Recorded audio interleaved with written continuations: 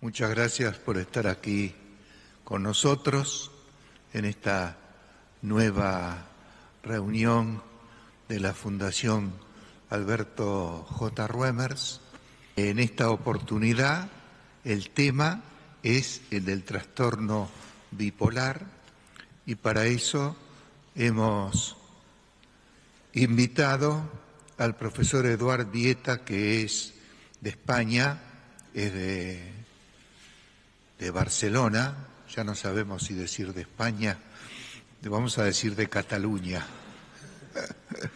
que es sin duda alguna una de las personalidades más reconocidas en el mundo en este tema del trastorno bipolar, que por otra parte es uno de los temas que está en estos momentos en la cresta de la ola de la psiquiatría.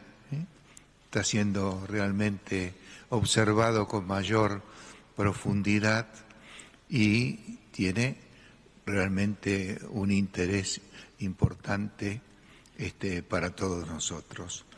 Como coordinador está aquí con nosotros el doctor Gustavo Vázquez, que es argentino, pero que está en estos momentos en Kingston, en Canadá, y que ha tenido la gentileza de venir a Buenos Aires para coordinar esta reunión. Y como panelistas que van a estar en la mesa redonda posterior a la conferencia del profesor Vieta, están los doctores Sergio Strejilevich, Marcelo Setkovich-Bachmann y el doctor Gerardo García Boneto, que es de Córdoba, que como sabemos también es un país aparte de Buenos Aires y que ha llegado anoche desde esta ciudad mediterránea.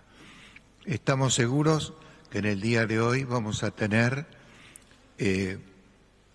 una posibilidad de conocer mejor uno de estos temas importantes de la psiquiatría moderna, que tenemos con nosotros a gente que tiene realmente conocimiento de lo que habla y de lo que va a hablar, como todos ustedes conocen a nuestros panelistas, y que seguramente vamos a terminar el día un poco mejor de lo que lo empezamos, y que seguramente vamos a ser también nosotros un poco más sabios y un poco mejores como personas, que al final es lo más importante de todos.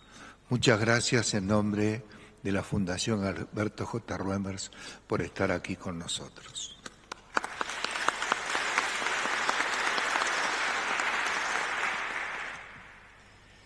Bueno, yo quiero agradecer a la Fundación Ruemers, al doctor Martí por su cordial invitación, a todos ustedes que están aquí, en especial al doctor Vieta, que siempre le cuesta tanto venir a Argentina. Cada vez que le mando un mail tengo que luchar para que venga. Hace muchos años que nos acompaña.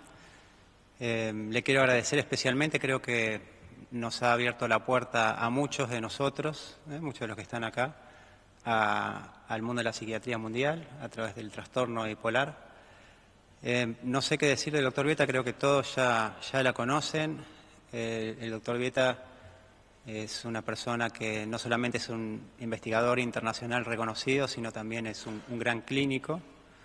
Ahora está como director del servicio de psiquiatría en el Hospital Clínic en Barcelona, en su parte asistencial, y en su parte de investigación está a cargo del CIBRASAM, que es la entidad nacional española para el estudio de salud mental.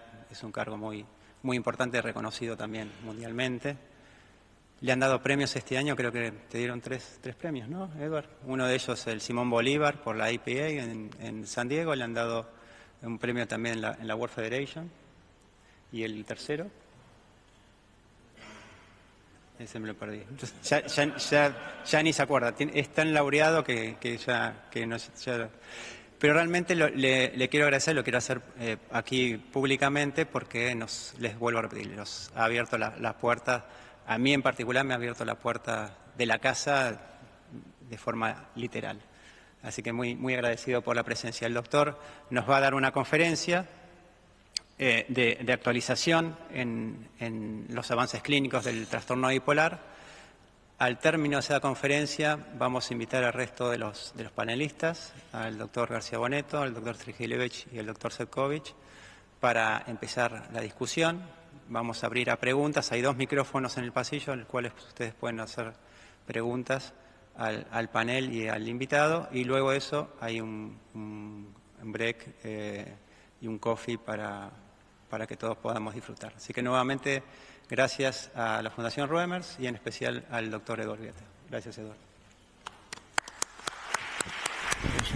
Muchísimas gracias. Muchas gracias al profesor Martí y a la Fundación Roemers por invitarme, por organizar también el viaje, todos los que han estado implicados en su organización. Y muchas gracias, por supuesto, a mis amigos, a Gustavo, a Sergio, a Marcelo, a Gerardo, y a todos los tantos que estáis aquí. Hay muchos nos conocemos de otras ocasiones y otros que a lo mejor pues no nos hemos visto o no habéis tenido oportunidad de escuchar alguna de las cosas que quiero presentar. Pues confío en que alguna de las cosas, como se ha dicho, realmente os sean útiles para la práctica clínica. La verdad es que si nuestra investigación en Barcelona, en el Hospital Clínic, si algo la caracteriza es que surge de la clínica. Es una investigación que, aunque con los años es cierto que se ha ido sofisticando, empezamos con descriptores puramente clínicos puros y ahora ya hacemos otras cosas, hacemos genética, hacemos neuroimagen, hacemos biomarcadores, pero siempre intentando responder preguntas que surgen desde la clínica, porque al final nosotros lo que más nos motiva es intentar mejorar el pronóstico de los pacientes que visitamos, y algo que hacemos en Barcelona es ver muchos pacientes. Yo creo que eso es algo que también ocurre aquí. A veces en otros países das una charla y son charlas más académicas o tienes un público más académico. Yo estoy seguro que muchos de los que estáis aquí veis pacientes y por tanto confío en que algunas de las cosas que os voy a contar pues sean útiles para esa faceta de vuestra vida profesional tan importante que es ver pacientes y ayudar a nuestros pacientes a tener una vida mejor. Bueno, ¿en qué aspectos tenemos que mejorar? Yo creo que en general la psiquiatría está en una encrucijada en este momento, en el sentido de que sigue la tradición de estar muy afianzada en la psicopatología, porque es el único instrumento que tenemos para trabajar, pero muchas especialidades médicas se han ido alejando de la psiquiatría con la introducción de tecnología y con la introducción de biomarcadores y de técnicas que ayudan al diagnóstico y al tratamiento. Y ahora la psiquiatría yo creo que está en el momento en que va a empezar a hacer ese cambio también.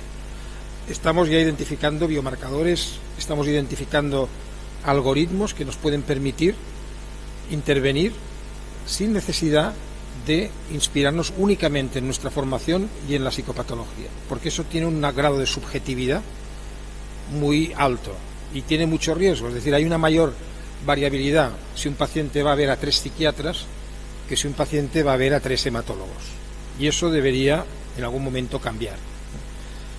La psiquiatría es una ciencia médica, por tanto es una ciencia inexacta y es una ciencia que requiere también una parte de arte, de empatía y de saber hacer que siempre tendrá que ver con características individuales de quien la ejerce, pero también tiene una parte científica muy importante y es fundamental conocer esa parte, porque la otra tiene mucho que ver con dotes personales que uno puede adquirir más o menos, pero a veces son innatas.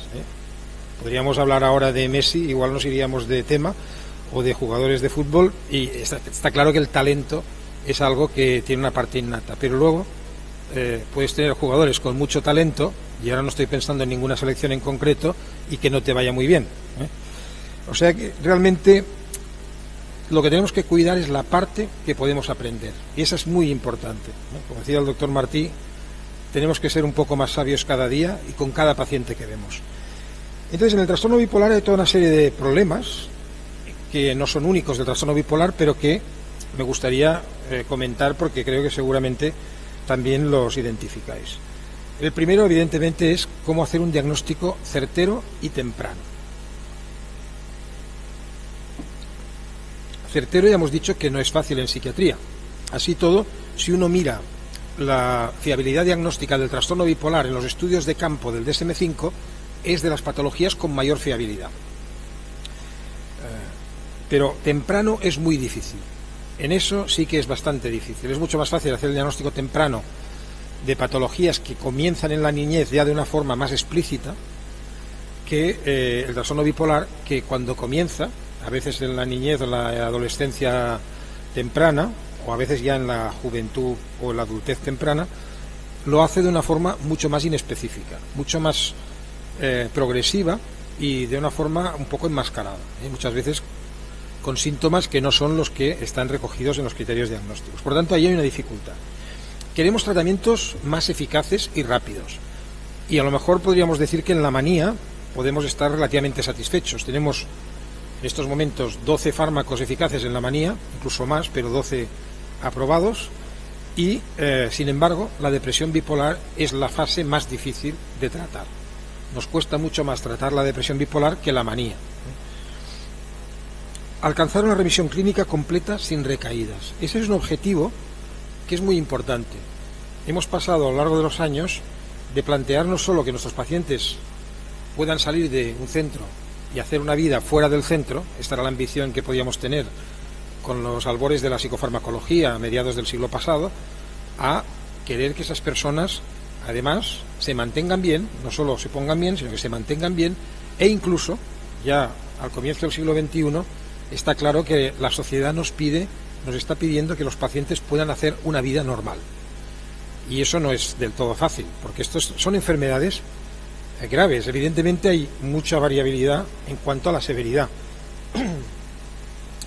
Hay formas menores de trastorno bipolar, hay personas que tienen formas de ciclotimia o de trastorno bipolar 2, y algunas hacen una vida no solo normal, sino incluso supranormal, que esa es otra área de investigación muy interesante. ¿Hasta qué punto el temperamento, la creatividad, el liderazgo son rasgos asociados a algunos genes de la bipolaridad? Si tienes demasiados genes, acabas con la enfermedad, el fenotipo completo, que es más bien discapacitante. Pero si tienes algunos, a lo mejor tienes un fenotipo favorable. Y eso es una cuestión también interesante. El doctor Vázquez ha investigado mucho sobre temperamentos. Por tanto, lo que queremos ahora, lo que nos piden los pacientes, es llevar una vida normal, tener trabajo, tener familia, poder estudiar si son jóvenes. Y eso a veces no es fácil, porque esta es una enfermedad que es grave. Y además luchamos a veces contra el propio paciente que desea estar bien sin tomar fármacos, y contra la familia a veces también, porque las familias a veces ayudan, pero a veces también tienen miedo de que, miedo o temor de los fármacos, de la cronicidad, etcétera. Y muchas veces hay que luchar por la adherencia, por el insight, por convencer a los pacientes de que asumir la enfermedad es el mejor camino para hacer una vida normal. Es una paradoja, porque ellos no quieren aceptar que tienen una enfermedad. Si hablas de enfermedad mental o de trastorno mental, es tan estigmatizante que nadie quiere tener esa etiqueta. Y sin embargo, la etiqueta, en el fondo, es la garantía de la libertad, porque cuando asumes la etiqueta, automáticamente eres capaz de superarla, y eres capaz de tomar la medicación, de hacer algunos cambios en tu estilo de vida y muchas veces conducir una vida normal. Queremos tratamientos mejor tolerados, porque a veces el problema del estigma está en que el propio tratamiento causa efectos secundarios visibles, o que tomar medicación es algo que está estigmatizado socialmente. Y luego hay algunas áreas muy importantes en el tratamiento del trastorno bipolar en las que tenemos que mejorar mucho, porque, por ejemplo, el área cognitiva, a la que voy a dedicar una parte de la intervención, es algo que habíamos tenido abandonado, porque tradicionalmente se pensaba que el trastorno bipolar no era deteriorante, y sí lo era la esquizofrenia. La salud física, que era algo que también no habíamos prestado atención, y ahora somos conscientes de que estos pacientes tienen una expectativa de vida que está entre 15 y 20 años menor como media. No significa que sea una condena, pero la media es así, porque tienen mayor riesgo de diabetes, obesidad, hipertensión, enfermedades de transmisión sexual, etcétera. Y el suicidio, las tasas de suicidio no mejoran con el tiempo. Tenemos las mismas tasas de suicidio. No conozco a fondo la situación en Argentina, pero conozco bien la situación en general en Europa, y las tasas de suicidio son altas y no han bajado en los últimos 15 años. Como decía, retos también son la adherencia, el insight, el funcionamiento, que los pacientes tengan un funcionamiento bueno, y ya avanzando en el tratamiento, la intervención precoz y la prevención. Y cuando hablamos de prevención parece que hablamos en salud mental hablamos como de ciencia ficción, pero es que la prevención no es solo prevención primaria, prevenir que desarrolle una enfermedad, que eso es difícil, sino también prevención secundaria, conseguir que la persona que ya ha desarrollado la enfermedad no recaiga y no empeore. Y luego hay que luchar, obviamente, contra el estigma social. Para el diagnóstico, aspectos clave, todavía a día de hoy, y esto pongo esta diapositiva, aunque es una diapositiva que podía haber puesto hace 20 años, no confundir con la esquizofrenia, todavía se confunde con la esquizofrenia. Cuando un paciente llega con un cuadro psicótico, hay tendencia a pensar que todo lo psicótico es esquizofrénico. Y esto es terrible, porque entonces estamos escatimando tratamientos sobre el estado de ánimo que pueden mejorar mucho al paciente. No confundir con la depresión unipolar. Los pacientes, cuando están en fase depresiva, muchas veces se les etiqueta de depresivos. ¿Por qué? Porque tenemos demasiado foco, énfasis en lo transversal. Vemos al paciente y creemos que como está ese día, es como está siempre. Y no es verdad. Lo que nos cuenta un paciente, lo que vemos en un día, es una fotografía estática. Y todo el mundo tiene una fotografía buena o una fotografía mala, ¿eh? Y si uno manda una fotografía propia, normalmente intenta mandar una que haya quedado más o menos bien, ¿eh? Pero todos tenemos una fotografía que no nos gustaría enseñar. Por tanto, lo que hay que enfocar es la película, no la fotografía, porque se conoce mejor a una persona en una película que en una fotografía. Por tanto, lo longitudinal es fundamental. No hay que confundirla con trastornos de la personalidad. La contratransferencia juega un gran papel ahí. Cuando un paciente es intrusivo, cuando es maleducado, cuando es histriónico, tendemos a etiquetarlo como un trastorno de personalidad con esas características, cuando es impulsivo, pero esos también son síntomas de trastorno bipolar. Y no quiero decir que todos los histriónicos, impulsivos, antisociales sean bipolares, en absoluto, pero debemos tener siempre presente este diagnóstico porque se confunde muy fácilmente con trastornos de la personalidad o en niños con el trastorno por déficit de atención con hiperactividad. Y curiosamente, en los últimos años, quizá por el mayor interés y énfasis que ha habido en que el TDAH también existe en el adulto, y es obvio, porque no todos los niños con TDAH se curan espontáneamente, algunos siguen con esa patología de adultos, te encuentras a veces que hay pacientes con trastorno bipolar diagnosticados de trastorno de déficit de atención con hiperactividad y que en realidad tienen un trastorno bipolar. La historia familiar es muy importante, es el mayor marcador, el más específico de bipolaridad, y la respuesta al tratamiento a veces también te ayuda mucho.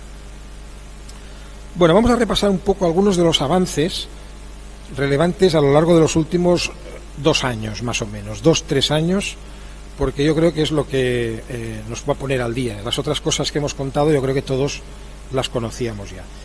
Primero quiero comentar este estudio, porque es un estudio en el que hemos participado, aunque obviamente si veis un poco la muestra ya podéis imaginar que no todos son pacientes de nuestro hospital. Aquí hay 6.500 sujetos, de los cuales casi 2.500 eran pacientes bipolares, y esto es fruto de un consorcio mundial de centros que hacemos estudio de neuroimagen, que hemos juntado nuestras muestras y hemos analizado la neuroimagen estructural de los pacientes con trastorno bipolar.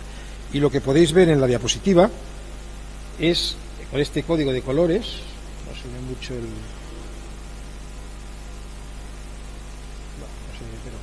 Con el código de colores podéis ver las áreas que están más atróficas. Es que no tiene luz. No importa, si no lo puedo hacer con el cursor. Las zonas que están en color así, en color gris es donde no hay cambios, y en las zonas que están más oscuras es donde hay mayor pérdida de sustancia gris. Por tanto, lo que podéis ver es que objetivamente hay cambios estructurales en el cerebro en el trastorno bipolar. Lo que hay fundamentalmente es una cierta pérdida de sustancia gris, luego veremos que también puede haber otro tipo de alteraciones, que es sobre todo fruto de la evolución de la enfermedad. Es decir, lo que estamos viendo es que esto no son anomalías que ya tenga un paciente antes de desarrollar la enfermedad, sino que es fruto de recaídas, de disfunción cognitiva y de alteraciones del curso crónico de la enfermedad. Cuanto peor el curso, mayor el riesgo de presentar esta pérdida de sustancia gris en ciertas zonas, las más importantes, el córtex dorsolateral y frontomedial. Este estudio se ha publicado en Molecular Psychiatry este año y el que esté interesado puede leerlo con más detalle. Por tanto, hay avances a nivel de biología. No voy a extenderme porque quería enfocar mucho la charla a lo clínico y sobre todo de cara al tratamiento. Y por tanto voy a entrar más en el tratamiento, pero es evidente que estamos avanzando en conocer la patofisiología o fisiopatología de la enfermedad. El tratamiento del trastorno bipolar tradicionalmente, antiguamente era muy transversal, tratar las fases agudas. A día de hoy sabemos que tenemos que tratar las fases agudas depresivas, que curiosamente no siempre vamos a utilizar antidepresivos. Luego examinaremos un poco con más detalle el papel de los antidepresivos.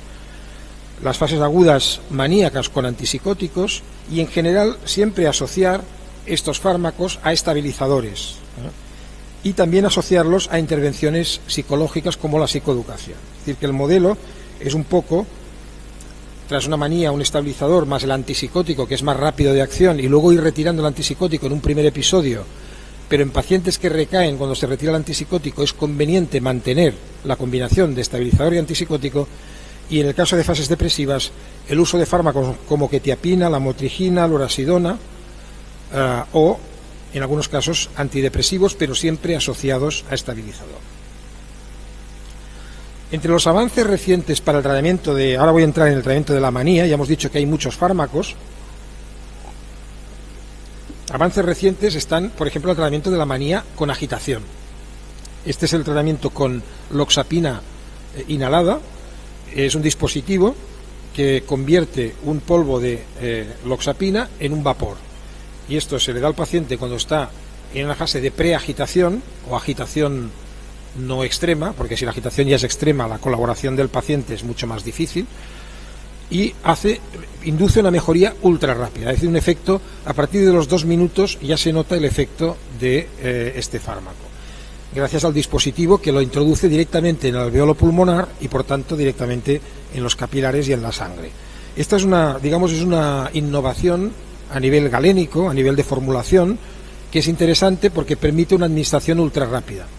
Y además de servir para la agitación, este tipo de dispositivo ahora se está empezando a investigar cómo aplicarlo a otros fármacos. Por ejemplo, puedes poner alprazolam, esto hay que demostrarlo todavía, pero poner alprazolam o algún tipo de benzodiazepina y para una crisis de pánico tiene un efecto de ansiolítico inmediato.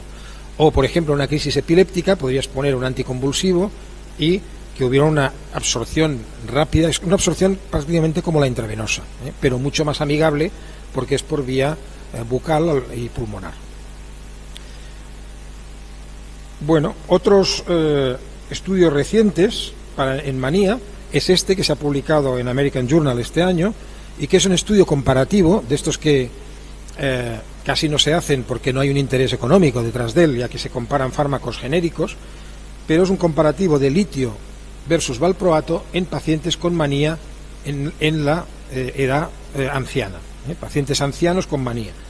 Y este estudio, igual que algunos otros que mencionaré, reflejan lo que cada vez está más claro y que muchos sinceramente ya defendíamos hace años, que el litio es un fármaco más eficaz que muchos otros. Y el litio, en este caso, tiene una eficacia superior al valproato en pacientes ancianos, a pesar de los inconvenientes que puede tener un fármaco como el litio en ciertas edades, porque puede haber a lo mejor riesgo de cierta insuficiencia renal o riesgos, y hay que ser muy cauto con la dosis, los niveles plasmáticos, etcétera. Pero el litio en este estudio es más eficaz. ¿Qué hay en la depresión bipolar?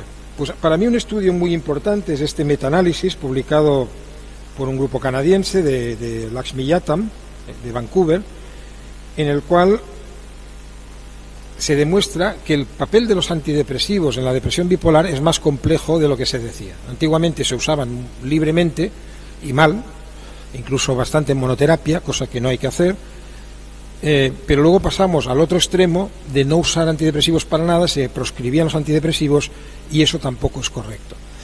En este metaanálisis que podéis ver aquí, los que si sabéis un poco interpretar un metaanálisis, os he marcado en rojo el valor de significación estadística, que demuestra que los resultados son positivos, Y lo que veis también en círculo es que el rombo, en cuanto a eficacia, demuestra que con los antidepresivos modernos, es decir, excluyendo los tricíclicos y los SIMAOs, con los inhibidores selectivos de recaptación de serotonina y los duales y los más modernos, cuando se asocian, si están asociados a estabilizador, los antidepresivos sí son eficaces. Entonces, a ver, ¿son eficaces para todo el mundo? No, los metaanálisis es que son medias, mezclan a todos los pacientes.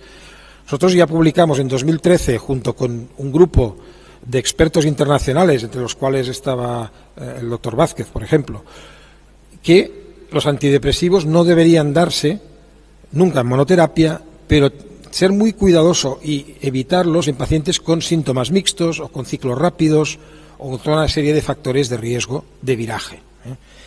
Así todo, cuando uno mira este metaanálisis, en la parte de abajo lo que tenéis es el riesgo de viraje y lo que indica este metaanálisis es que sí hay riesgo de viraje.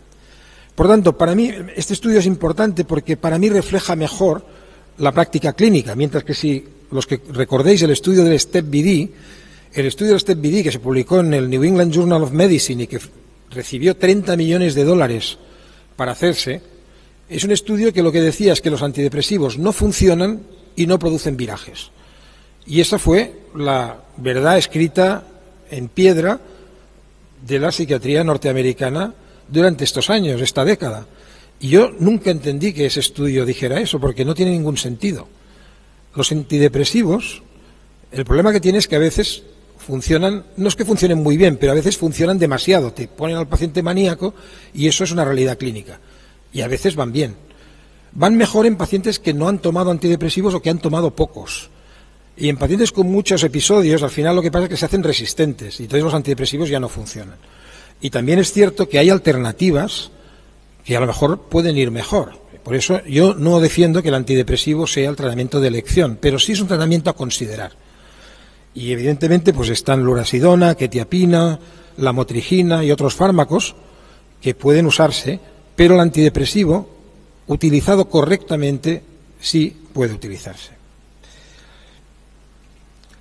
Estos son ejemplos de otros fármacos que estaba mencionando ahora, como la lurasidona, que es un fármaco que no sé si lo tenéis aquí en Argentina, sí, ¿no?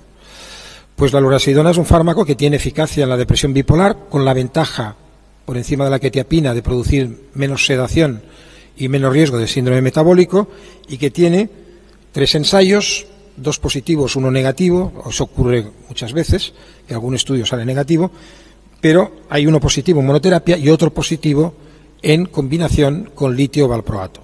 Por tanto, la lurasidona es un fármaco que puede utilizarse en la depresión bipolar y además no tiene el riesgo de viraje que puede tener un antidepresivo. Otro fármaco que supongo que todavía no está, pero no sé, igual no está, ¿verdad? La calipracina todavía. Ya está en Estados Unidos, todavía no lo tenemos en Europa y tampoco aquí. Es un otro antipsicótico atípico. Este es un agonista parcial del D3, del receptor dopaminérgico tipo 3, también del D2, pero sobre todo del D3. Y en este estudio que hemos hecho en varios centros, demostramos que la dosis de 1,5 es la dosis eficaz en depresión bipolar. El problema de este fármaco es que a una dosis hay un margen terapéutico muy estrecho. A una dosis inferior, como 0,75, pierdes eficacia, ya no se distingue del placebo. Y a una dosis mayor, como la de 3 miligramos, se producen efectos secundarios como acatisia y hace que muchos pacientes se caigan del estudio y también pierde significación estadística. Por tanto, la dosis media, que insisto siempre es una dosis media, no significa que cada paciente tenga que ir con esa dosis, pero la dosis media es 1,5 y a esa dosis sí resultó eficaz. Y luego quería también traeros el estudio Sequel, publicado el año pasado también por el grupo de Oxford, que es un estudio que analiza la eficacia de una combinación que yo creo que se utiliza bastante, creo que es una combinación que funciona razonablemente bien, que es la combinación de lamotrigina con quetiapina. Y se comparó la adición de lamotrigina a quetiapina versus quetiapina sola.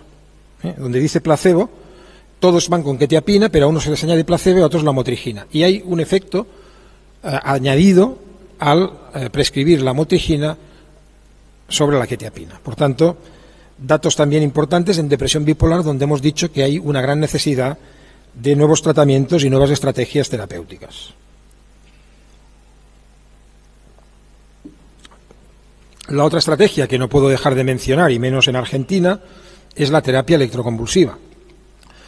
En nuestro hospital, por ejemplo, tenemos pacientes de alta complejidad, de alta gravedad, y usamos la terapia electroconvulsiva en el hospital de día, y tenemos un programa de mantenimiento en el cual tenemos pacientes, por ejemplo, yo siempre menciono el mismo caso porque es una paciente que tuve cuando yo era residente de primer año, o sea, estamos hablando de hace cierto tiempo. Y esta paciente todavía está con tratamiento de mantenimiento con terapia electroconvulsiva. Actualmente recibe una sesión al mes. O sea que lleva, ahora estaré confesando mi edad, pero lleva pues casi 30 años recibiendo TEC, terapia electroconvulsiva, 30 años, al principio semanal, al principio 3 a la semana, pero eso ya pasó, luego semanal, luego quincenal, luego mensual. 30 años sin disfunción cognitiva y haciendo vida normal. Y solo con una pequeña dosis de un antipsicótico a dosis muy bajas para dormir.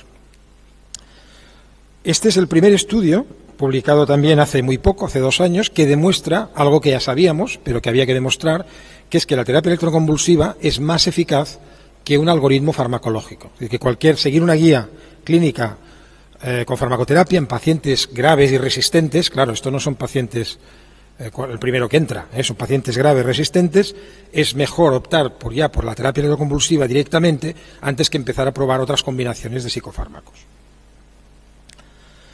Y luego hay toda una serie de tratamientos innovadores, de los cuales os pongo solo uno, que es quizá el más aparatoso, pero quizá el que ha dado mejores resultados, pero hay toda una fase de aprendizaje con las estimulaciones, estimulación eléctrica transcraneal, estimulación magnética transcraneal o estimulación cerebral profunda, como la que os muestro aquí, que para pacientes resistentes tiene eficacia y se está usando evidentemente en casos extremos. Es un poco la versión moderna de la psicocirugía, pero evidentemente hecha pues con todo el consentimiento del paciente, con la familia y con el control del paciente del electrodo, porque esto se coloca un electrodo que no produce ninguna lesión irreversible como antes hacía la psicocirugía, sino que lo que tiene es un electrodo que el paciente puede activar o desactivar en función de sus intereses. En cuanto a novedades futuras, y alguna ya real, pero inspirada en la vía glutamatérgica, actualmente lo más prometedor en psiquiatría, ya no solo en trastorno bipolar o en depresión, sino en psiquiatría en general, son los fármacos antagonistas glutamatérgicos. Los agonistas han fracasado por ahora. Bitopertina y otros fármacos que se querían utilizar en la esquizofrenia como alternativa a los antagonistas de la dopamina, para no producir efectos extrapiramidales y para mejorar los síntomas negativos, etcétera. Los agonistas han fallado, pero los antagonistas funcionan en la depresión. Y el ejemplo más claro es la ketamina, que es una droga, también es un fármaco usado en anestesia, también es una droga de abuso en ciertos entornos y que tiene un mecanismo de acción relacionado con unos receptores NMDA y AMPA que producen una inhibición de la liberación de glutamato. Los estudios ya son conocidos. Este es el estudio de Nancy Díaz Granados. Son estudios hechos en el NIMH de Estados Unidos, dirigidos por un argentino, por cierto, Carlos Zárate. Él es de origen argentino, aunque su familia se trasladó a Estados Unidos cuando él era un niño. Y demuestran una cosa muy interesante, que es que podemos mejorar la depresión en horas. Por eso digo que esto es lo más importante, lo más prometedor que hay ahora mismo en psiquiatría, porque no hay nada más atractivo que como médico que te llegue un paciente a tu consulta con una depresión bipolar o unipolar y que se pueda ir de tu consulta ya recuperado de la depresión. Eso es casi utópico, ¿no? Pero puede ocurrir. La ketamina produce una mejoría en 40 minutos como promedio. El problema es que es una mejoría efímera. El problema es que hay que darla intravenosa. El problema es que no tenemos datos de seguridad a largo plazo de administraciones sucesivas. Y el problema es que tienen potencial adictivo. Por tanto, hay toda una serie de circunstancias que modulan nuestro optimismo. Pero lo que tiene un valor enorme es la prueba de concepto de que una sustancia antagonista de los receptores NMDA puede producir una mejoría de la depresión en horas. Y por eso, aunque estos son los ensayos iniciales, Ahora se han hecho estudios ya y en Estados Unidos han proliferado las clínicas de ketamina, no sé si tenéis alguna por aquí. Nosotros en España no hay clínicas privadas que estén haciendo ketamina, pero sí hemos empezado a ofrecerlo en el sistema público para pacientes resistentes a otras opciones. E incluso hay este estudio que se ha hecho el año pasado que demuestra que con 2 administraciones semanales se consigue el mismo efecto que con 3. Y ahora mismo el objetivo es que no la ketamina, sino los fármacos que se van a desarrollar inspirados en su mecanismo de acción se puedan dar una vez a la semana, que es algo mucho más fácil que estar yendo al hospital 2 veces por semana para recibir el tratamiento. Por tanto, los más prometedores, aunque la ketamina ya está disponible, son estos 2. La esketamina, que es un isómero de la ketamina, por tanto tiene el mismo mecanismo de acción, y la única diferencia, pero muy importante, es que se puede administrar por vía intranasal, como si fuera un nebulizador, cuando estamos resfriados. Eso también ayuda al estigma, porque no es te tomas un nebulizador y todo el mundo piensa, mira, está acatarrado, ¿no? Y en realidad, pues no, tiene una depresión bipolar, ¿no? O sea que, bueno, eso es un buen dato, ¿no? Tiene una eficacia ultra rápida demostrada, igual que la ketamina, en un estudio de fase 2. Ahora se están haciendo los fase 3, nosotros estamos haciendo 2 de esos estudios, uno en depresión unipolar resistente y otra, una indicación muy interesante en ideas de suicidio y riesgo inmediato de suicidio. Incluso más allá de la depresión, porque tiene efecto posiblemente antisuicida inespecífico, mejora, inhibe la ideación suicida y por tanto eso es algo muy, muy necesario, porque el suicidio, ya sabéis que muchas veces hay un factor de riesgo basal, que es la enfermedad mental como más común, pero hay mucho componente de impulsividad, de una decisión que en un minuto se toma una decisión que es catastrófica, ¿no? Entonces, tener una acción rápida antisuicida es muy importante. El problema de la esketamina es que, como su hermana, la ketamina tiene efectos psicotomiméticos, es decir, efectos disociativos, que a veces son espectaculares. Nosotros estamos haciendo el ensayo clínico, que es comparativo con placebo, y no sabe si das esketamina o placebo, pero yo os puedo asegurar que adivino cada vez lo que toma el paciente, porque se ponen los pacientes de golpe como a alucinar, a unos cuadros de ansiedad, a veces, normalmente no muy placenteros, a veces sí, y unos cuadros disociativos espectaculares, de no saber quién son, dónde están. Eso dura unos minutos solo, pero es realmente muy espectacular y por eso hay que dar este tratamiento en un entorno hospitalario. Y este va a ser también quizá el problema de cara a generalizar ese uso, que hay que darlo en entorno hospitalario por ese riesgo. Tiene además un potencial adictivo y por tanto también hay que vigilarlo. Y ahora mismo está en fase 3. El otro fármaco que a mí me produce una gran expectación es el rapastinel. El rapastinel es un agonista parcial del locus de la glicina del receptor glutamatérgico. Esto puede sonar como muy complicado, pero al final viene a ser como un sistema distinto de interactuar con el sistema glutamatérgico para conseguir un efecto parecido, pero al ser un agonista parcial es un efecto un poco más suave y no tiene esos efectos psicotomiméticos disociativos. Por tanto, tenemos ahí una ventaja importante. No tenemos la ventaja de poderlo dar de otra vía que no sea en la intravenosa. En eso lo ideal sería poderlo dar por vía oral o intranasal, como la esketamina, pero no puede ser. Y no tiene el potencial adictivo de la esketamina. Está también en fase 3 y tenemos muchas esperanzas de que sea un tratamiento eficaz y que tiene además la misma velocidad de acción que la ketamina. Por tanto, en horas el paciente viene y se puede ir curado, entre comillas, mejorado enormemente de su depresión. Bueno, hemos hablado de manía, hemos hablado de depresión, también vamos a hablar un poco de mantenimiento.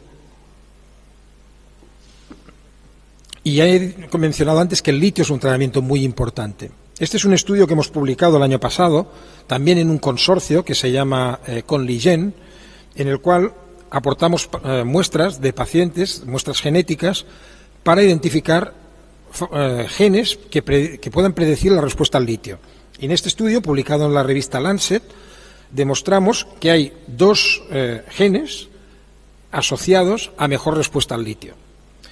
Esta zona no codifica una proteína concreta, sino que es una zona implicada en mecanismos de regulación de transmisión sináptica y se ha replicado. No solo hicimos el estudio con la técnica que seguramente conocéis de GWAS. GWAS son estudios de hacer un barrido de todos los genes y mirar asociación. Esto es como un barrido, es como un phishing. Es decir, tú no vas con ninguna hipótesis de qué gen puede ser y lo que haces es comparar empíricamente pacientes y controles, en este caso pacientes respondedores con no respondedores, y ver qué diferencias hay a nivel genético.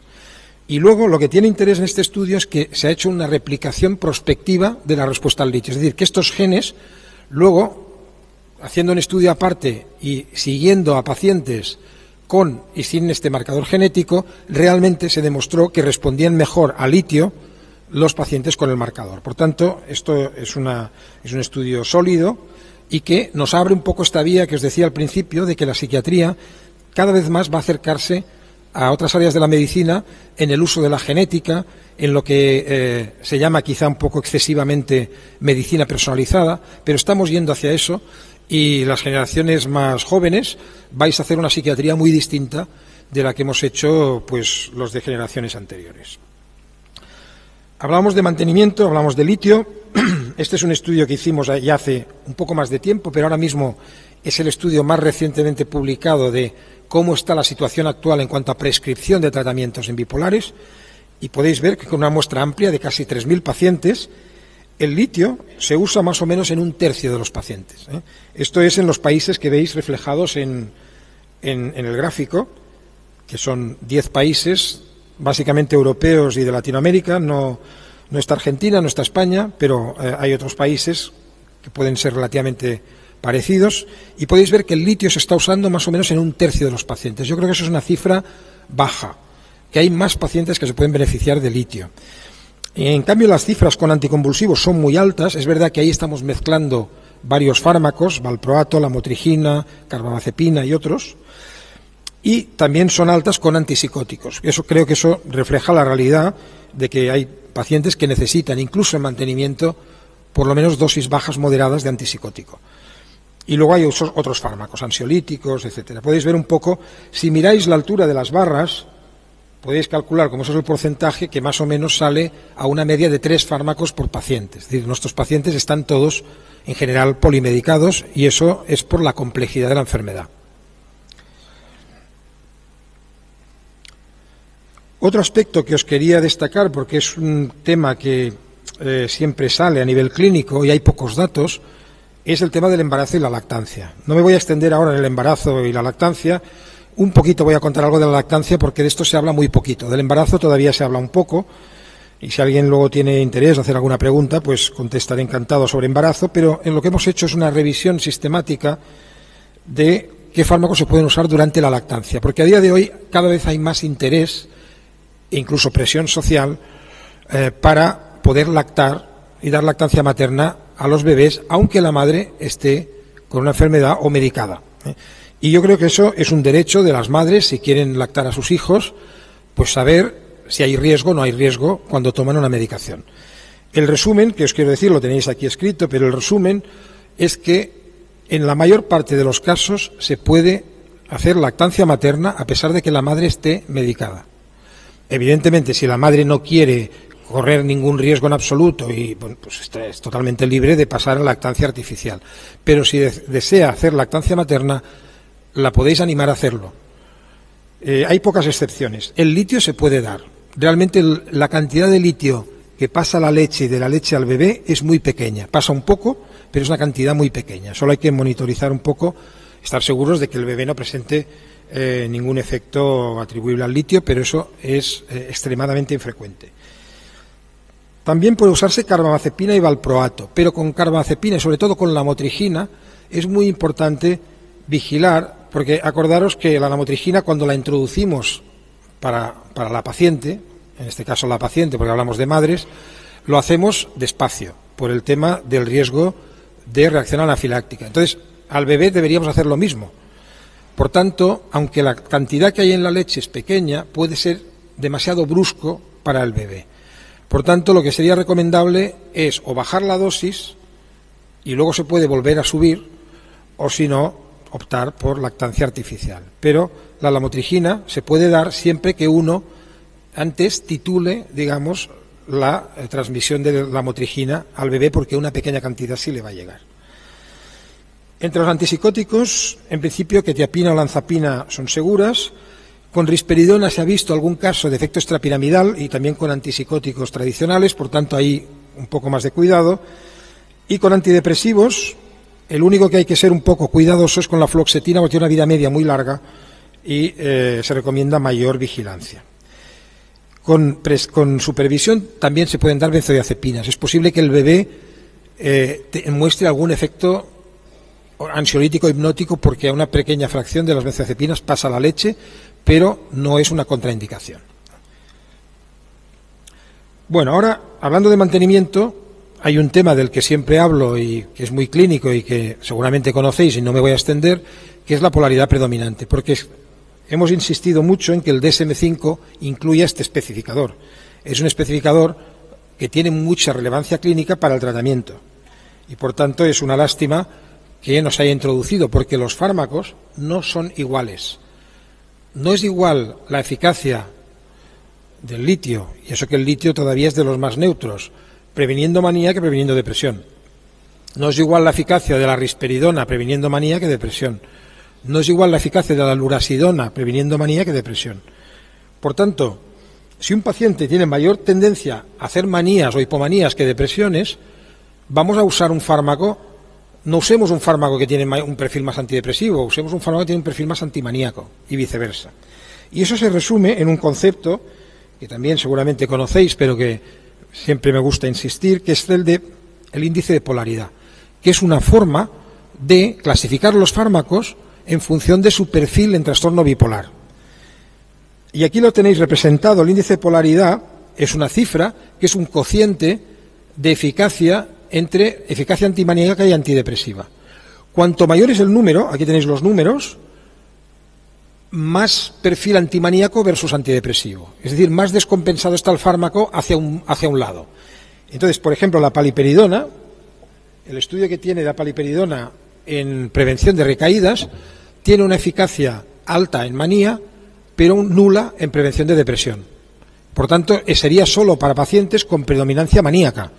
Porque a un paciente con una predominancia de episodios depresivos o le asocias algo más o estás induciendo efectos secundarios con un fármaco que solo cubre la manía. En el otro lado, muy recientemente, datos de lurasidona se acaban de publicar y son datos que reflejan que la lurasidona tiene un efecto predominantemente antidepresivo.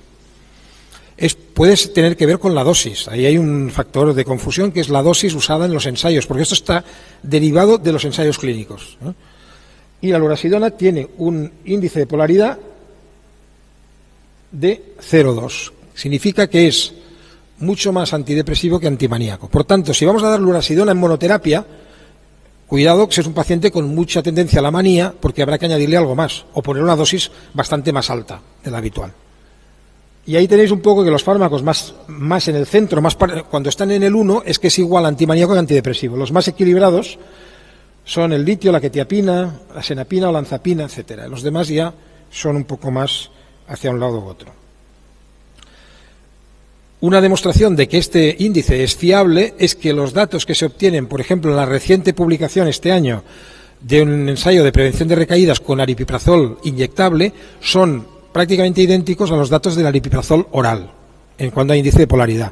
Y este estudio que se acaba de publicar en el Journal of Clinical Psychiatry demuestra que el aripiprazol es eficaz en prevención de recaídas, pero básicamente a costa de prevención de manía y episodios de manía mixta, pero no episodios depresivos. No hay diferencia con el placebo en prevención de depresión.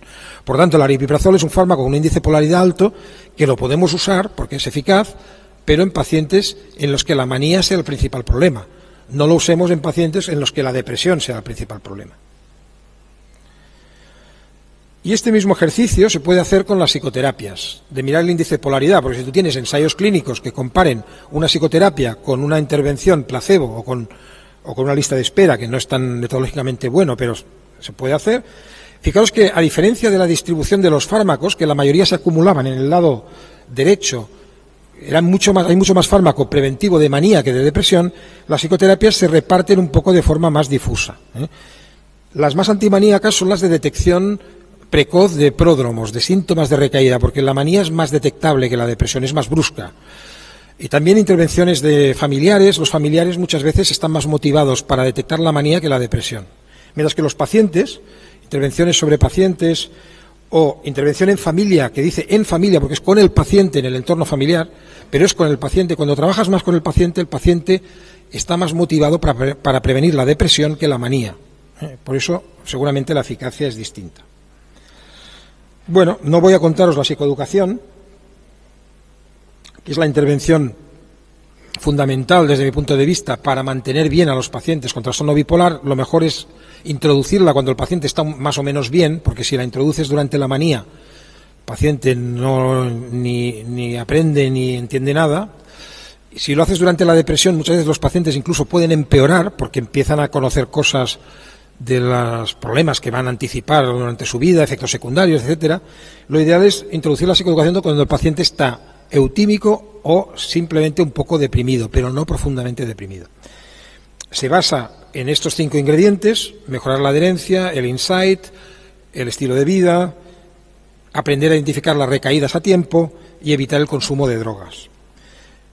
Y para no poner el estudio tradicional nuestro que publicamos en el 2003 y que ya tiene 14 años, os pongo este estudio, que es una réplica de nuestro estudio, pero hecha en Inglaterra en el medio comunitario. Esto se acaba de publicar este año pasado en Lancet Psychiatry. Es una réplica de nuestro estudio, pero hecho en centros de salud mental del Reino Unido, con nuestro programa, y en el cual la eficacia de la psicoeducación en ese entorno es ligeramente inferior que la que encontramos nosotros.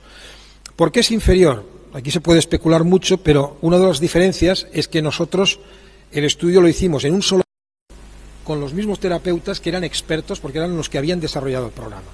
Mientras que aquí se ha hecho entrenar terapeutas en todos los centros de salud mental y son personas entrenadas secundariamente. Por tanto, igual ahí se pierde un poco de eficacia.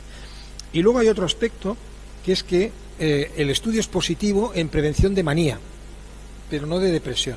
Y yo creo que ahí, para la prevención de depresión, tiene que haber un componente de expertez en psicoterapia del terapeuta, porque el elemento depresivo requiere de mucha empatía y de muchas habilidades como psicoterapeuta. Yo creo que una persona entrenada, pero que no es un psicólogo clínico o un psiquiatra, sino otro tipo de profesional, quizá pierde más eficacia en la fase o la prevención de depresión que de manía. La manía se puede prevenir de una forma más mecánica, más automatizada, los propios familiares lo hacen bien, es que la depresión es más difícil.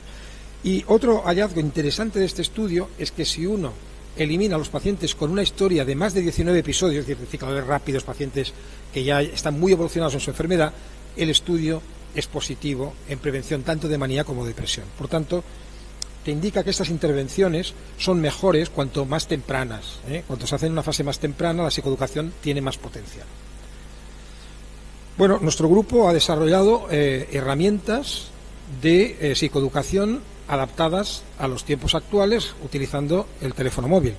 Tenemos un programa que se llama Simple, que además aquí ha contribuido muchísimo a difundirlo el grupo de Sergio Strejilevich, y que es un programa de monitorización comportamental del paciente.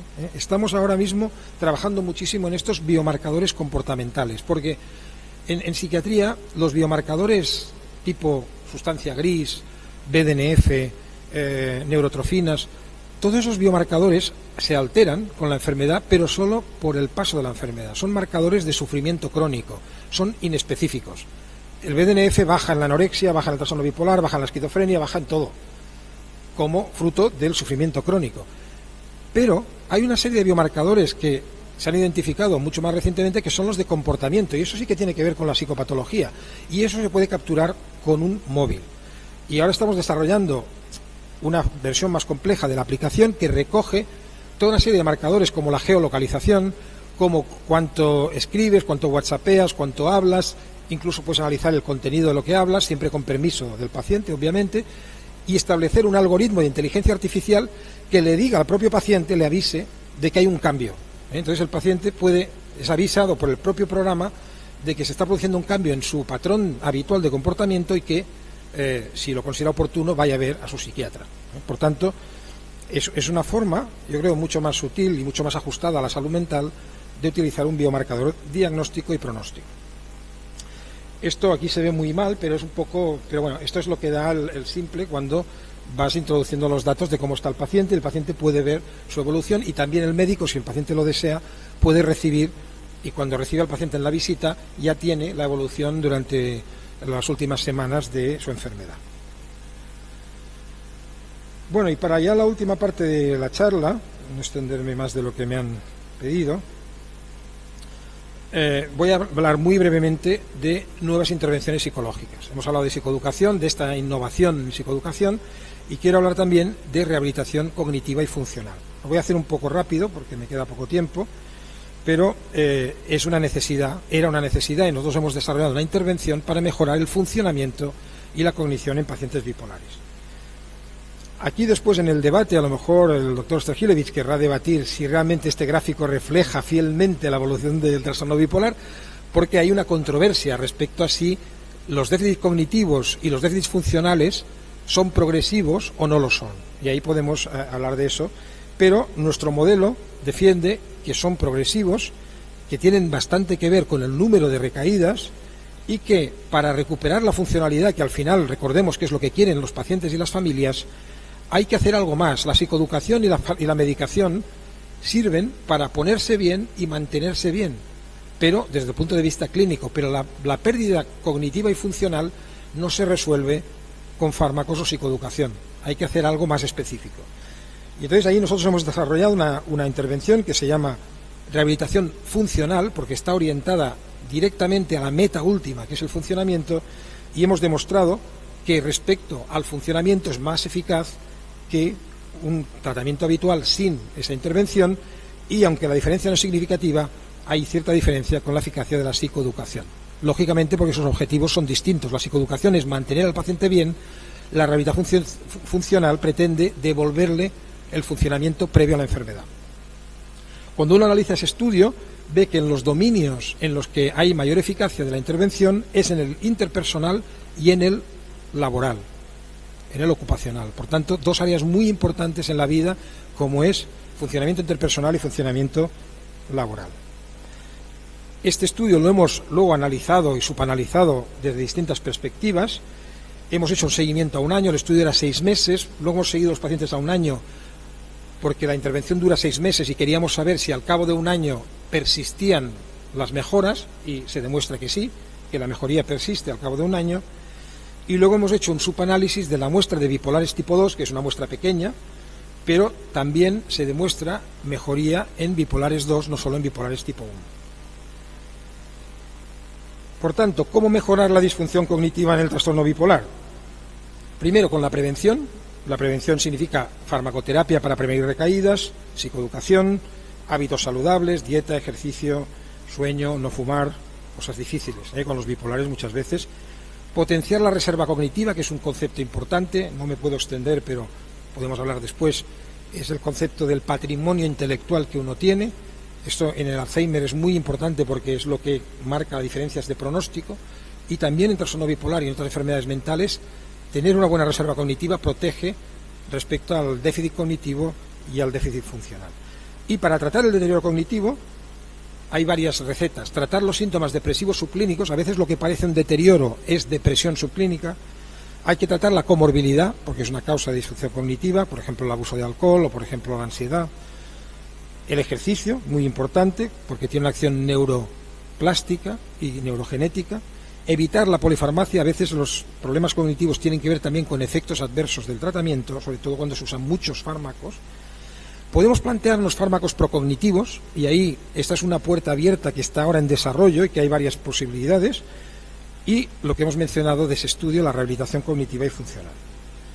De los fármacos con posible acción procognitiva hay una lista muy grande, pero yo solo les voy a mencionar 2 o 3, porque es verdad que la cafeína tiene un pequeño efecto procognitivo, todos lo sabemos y todos hemos tomado café para estudiar, pero uno de los fármacos quizás de mayor proyección es el modafinilo. El modafinilo, ahora hace poco se ha publicado un estudio que ha tenido mucho impacto en otra área que no es la psiquiatría, que es en el deporte, porque se hizo un ensayo clínico en jugadores de ajedrez y el modafinilo mejoraba el rendimiento en el ajedrez. Por tanto, se considera dopaje para el ajedrez, mejora la función cognitiva. Luego hay algunos datos con pramipexol, hay algunos datos con lurasidona, un estudio publicado recientemente en Lancet Psychiatry que demuestra un cierto efecto de lurasidona en pacientes eutímicos. Luego está la EPO, la eritropoyetina, que eso sí que es un dopaje muy evidente en el ciclismo y en otros deportes, también mejora la cognición, son estudios hechos en Dinamarca. Y una sustancia, un fármaco que también tiene efectos positivos, pero solo demostrados en depresión unipolar, es la vortioxetina, que es un antidepresivo, pero tiene 3 estudios en los que mejora, además de la depresión, mejora la cognición. Y ya para ir terminando, pues me gustaría resumir un poco lo que he estado explicando en una diapositiva, para hablar de esa, de intervención precoz y prevención.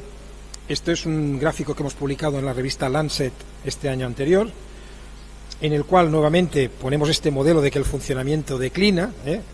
A Sergio le veo ahí esa cara de que podremos discutir hasta qué punto es cómo está dibujado, seguramente no es estrictamente así, a medida que aumenta la carga alostática. La carga alostática es lo que decíamos antes del el sufrimiento biológico, la biología del sufrimiento crónico. La carga alostática es la acumulación de cortisol, de pérdida de neurotrofinas, de todo lo que aumento del riesgo de diabetes, etcétera, que ocurre en el cuerpo cuando uno está sujeto a estrés crónico. Y aquí está la propuesta a nivel tratamiento, es muy simplificado, obviamente. En fases premórbidas no podemos dar fármacos, pero podemos dar omega 3, podemos dar N-acetilcisteína, sustancias que no tienen efectos secundarios en sujetos de riesgo. En las fases precoces, primeros episodios, el litio posiblemente es el tratamiento más importante, no el único, aquí está simplificado. Y ya en fases avanzadas hay que combinar tratamientos. Es imposible tratar a los pacientes con un solo fármaco, pacientes con muchas recaídas y mucha comorbilidad. Y en cuanto a psicoterapias, la psicoeducación es más eficaz en las fases tempranas. En las fases tardías, la rehabilitación funcional es la clave para recuperar el funcionamiento premórbido.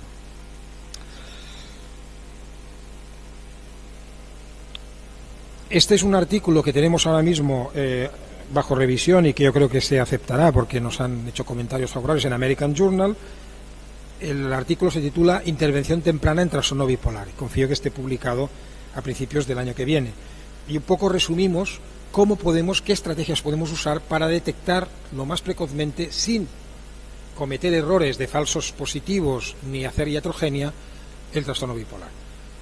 Hay toda una serie de anomalías o de pequeños cambios, a veces son sutiles, el temperamento que hemos mencionado antes, cambios, ansiedad, cambios en el sueño, que preceden a la aparición de los primeros episodios, que normalmente lo más común es que sea un episodio depresivo. Y luego ya aparecen los síntomas maníacos, la psicosis, no siempre, pero muchas veces, y el fenotipo completo. Y ahí hay que ajustar las intervenciones al estadiaje de la enfermedad. Se han hecho ahora algoritmos de detección temprana, no puedo extenderme en este artículo que ha salido hace muy poco, pero es un algoritmo de cálculo de riesgo de desarrollo de trastorno bipolar. El predictor más importante es tener un familiar de primer grado con trastorno bipolar. Pero el estudio es interesante, no me extiendo en él, lo he puesto solo para que sepáis que existe y que es interesante, y realmente la historia familiar tiene mucho peso. Y luego otra área muy interesante de investigación es la conexión con la dieta, la conexión con la nutrición. Por eso hablábamos que en fases tempranas vamos a actuar con sustancias que son nutricéuticos, no con fármacos, con omega 3, con N-acetilcisteína, con vitamina D, con toda una serie de sustancias que no digo que no se puedan dar también en pacientes ya con la enfermedad completa, pero que ahí van a ser solo coadyuvantes a la medicación, porque hay una conexión clara de la microbiota con las enfermedades mentales.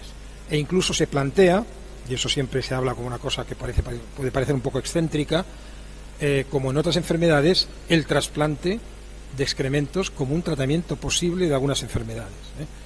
No os imaginéis el trasplante de excremento, es muy sencillo, se hace con cápsulas, no se hace de una forma más escatológica, es realmente ingerir unas cápsulas, no creo que sean muy apetecibles, pero sí, pero en fin. Esto puede sonar a ciencia ficción, ya digo, todavía no es algo establecido, pero sabemos que hay cambios en la microbiota intestinal muy importantes en las enfermedades a medida que se cronifican y cambios inflamatorios importantes. Y por tanto termino ya abogando por una psiquiatría de precisión. No digo una psiquiatría personalizada, aunque en realidad lo que hacemos cada uno de nosotros al tratar a los pacientes es intentar hacer una psiquiatría personalizada, pero estamos todavía lejos de ella. Pero sí de mayor precisión, de buscar hacer el traje a medida para cada paciente. Lo que nos dan los ensayos son medias y no sirven para nada. Sirven para saber si un fármaco funciona y si es seguro, pero cada paciente es distinto. Y yo creo que no tengo dos pacientes con la misma receta. Yo creo que no hay ningún paciente que tome lo mismo que otro. Por tanto, como conclusiones, la psiquiatría yo creo que va a cambiar en los próximos años. Se va a alimentar de la genética, la neuroimagen, a medida que se abaratan los costes, se va a poder efectuar un montón de biomarcadores, también los marcadores comportamentales, la Big Data, lo que se llama Big Data, que es análisis de grandes muestras de pacientes, de genética, de muestras clínicas, combinada con el Thick Data. El Thick Data es la profundidad, es decir, combinar amplitud con profundidad del conocimiento. Y vamos a utilizar técnicas de inteligencia artificial para identificar cambios de patrón de comportamiento, diagnosticar enfermedades, y os aseguro que las máquinas lo harán mejor que nosotros dentro de un tiempo. Quizá no ahora, quizá no en 5 años, pero en algún momento las máquinas lo harán mejor. Lo harán mejor, igual que ahora juegan mejor ajedrez, igual que ahora predicen mejor cuando viene la gripe, igual que un montón de cosas. Y yo creo que al final, de todos modos, tener una máquina delante no va a ser lo mismo que tener a un buen psiquiatra, a una buena psiquiatra, a un buen psicólogo. Por tanto, yo creo que nuestra profesión está asegurada, nuestro futuro está asegurado, aunque utilicemos estos medios de la tecnología para mejorar nuestra habilidad de diagnosticar y tratar a nuestros pacientes. Termino con hablar de mi libro, un poco de publicidad. Es un libro que está en inglés, pero que acaba de salir este año y que está actualizado a día de hoy con el tratamiento del trastorno bipolar, hecho con André Carballo, y un agradecimiento especial a mi equipo en Barcelona, que son quienes hacen posible muchos de estos trabajos que os he venido a comentar hoy. Muchas gracias.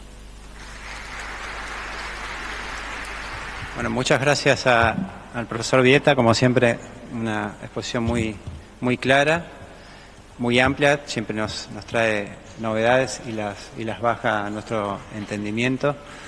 Vamos a abrir ahora un panel de discusión y de preguntas. Voy a invitar al resto de los participantes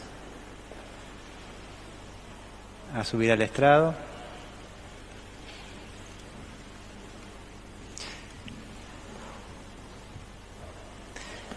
Y Edward comentaba, creo que en un par de ocasiones, el debate de la neuroprogresión en el trastorno bipolar. Sergio tiene investigaciones con el doctor Martino muy interesantes al respecto. No sé si quieren empezar por eso. Sergio, ¿tu posición? Podríamos hablar de todas las otras cosas, digamos. No, bueno, me parece interesante plantear de que hay un debate. Hasta hace poco tiempo no parecía haber un debate respecto de esta propuesta, de esta hipótesis que genéricamente se llama neuroprogresión, cuando, que es, en todo caso, Eduard, corregime, es la idea de que por efectos de la cronicidad de la enfermedad o los sucesivos episodios, básicamente maníacos, por una serie de mecanismos a discutir, protoinflamatorios o de otra índole, se va produciendo un deterioro o se va produciendo un cambio en la estructura del sistema nervioso central que va a ir produciendo déficit cognitivos y déficit funcionales y mayor taquifilaxia en el cuadro.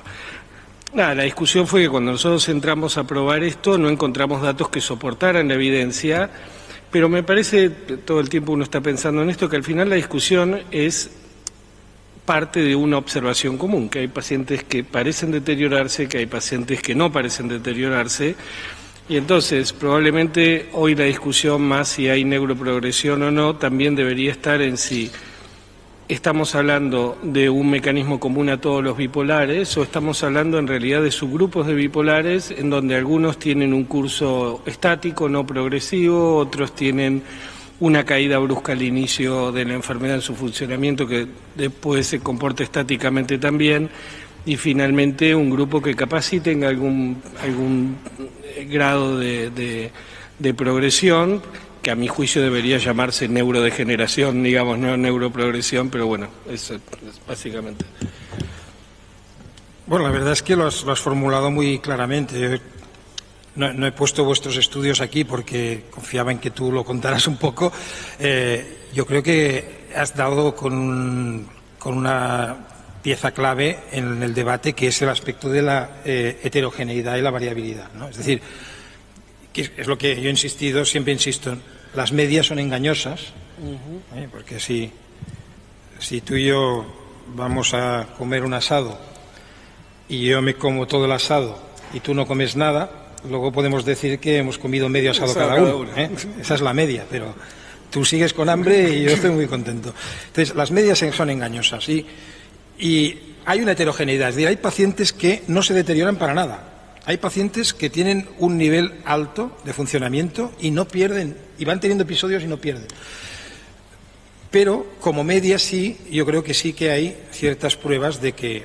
Yo creo que los estudios siempre tienen un pequeño sesgo, ¿no? O sea, aparte de la heterogeneidad, tiene un pequeño sesgo de que los pacientes, los estudios longitudinales, que contradicen lo de los estudios transversales, acaban siendo estudios en los pacientes que vienen al centro. Es decir, acabas teniendo una muestra sesgada en positivo de que son pacientes que más o menos toman la medicación, recaen algo menos, luego tienes poco poder estadístico, porque las muestras nunca son enormes, y entonces te acabas quedando con los pacientes que van mejor.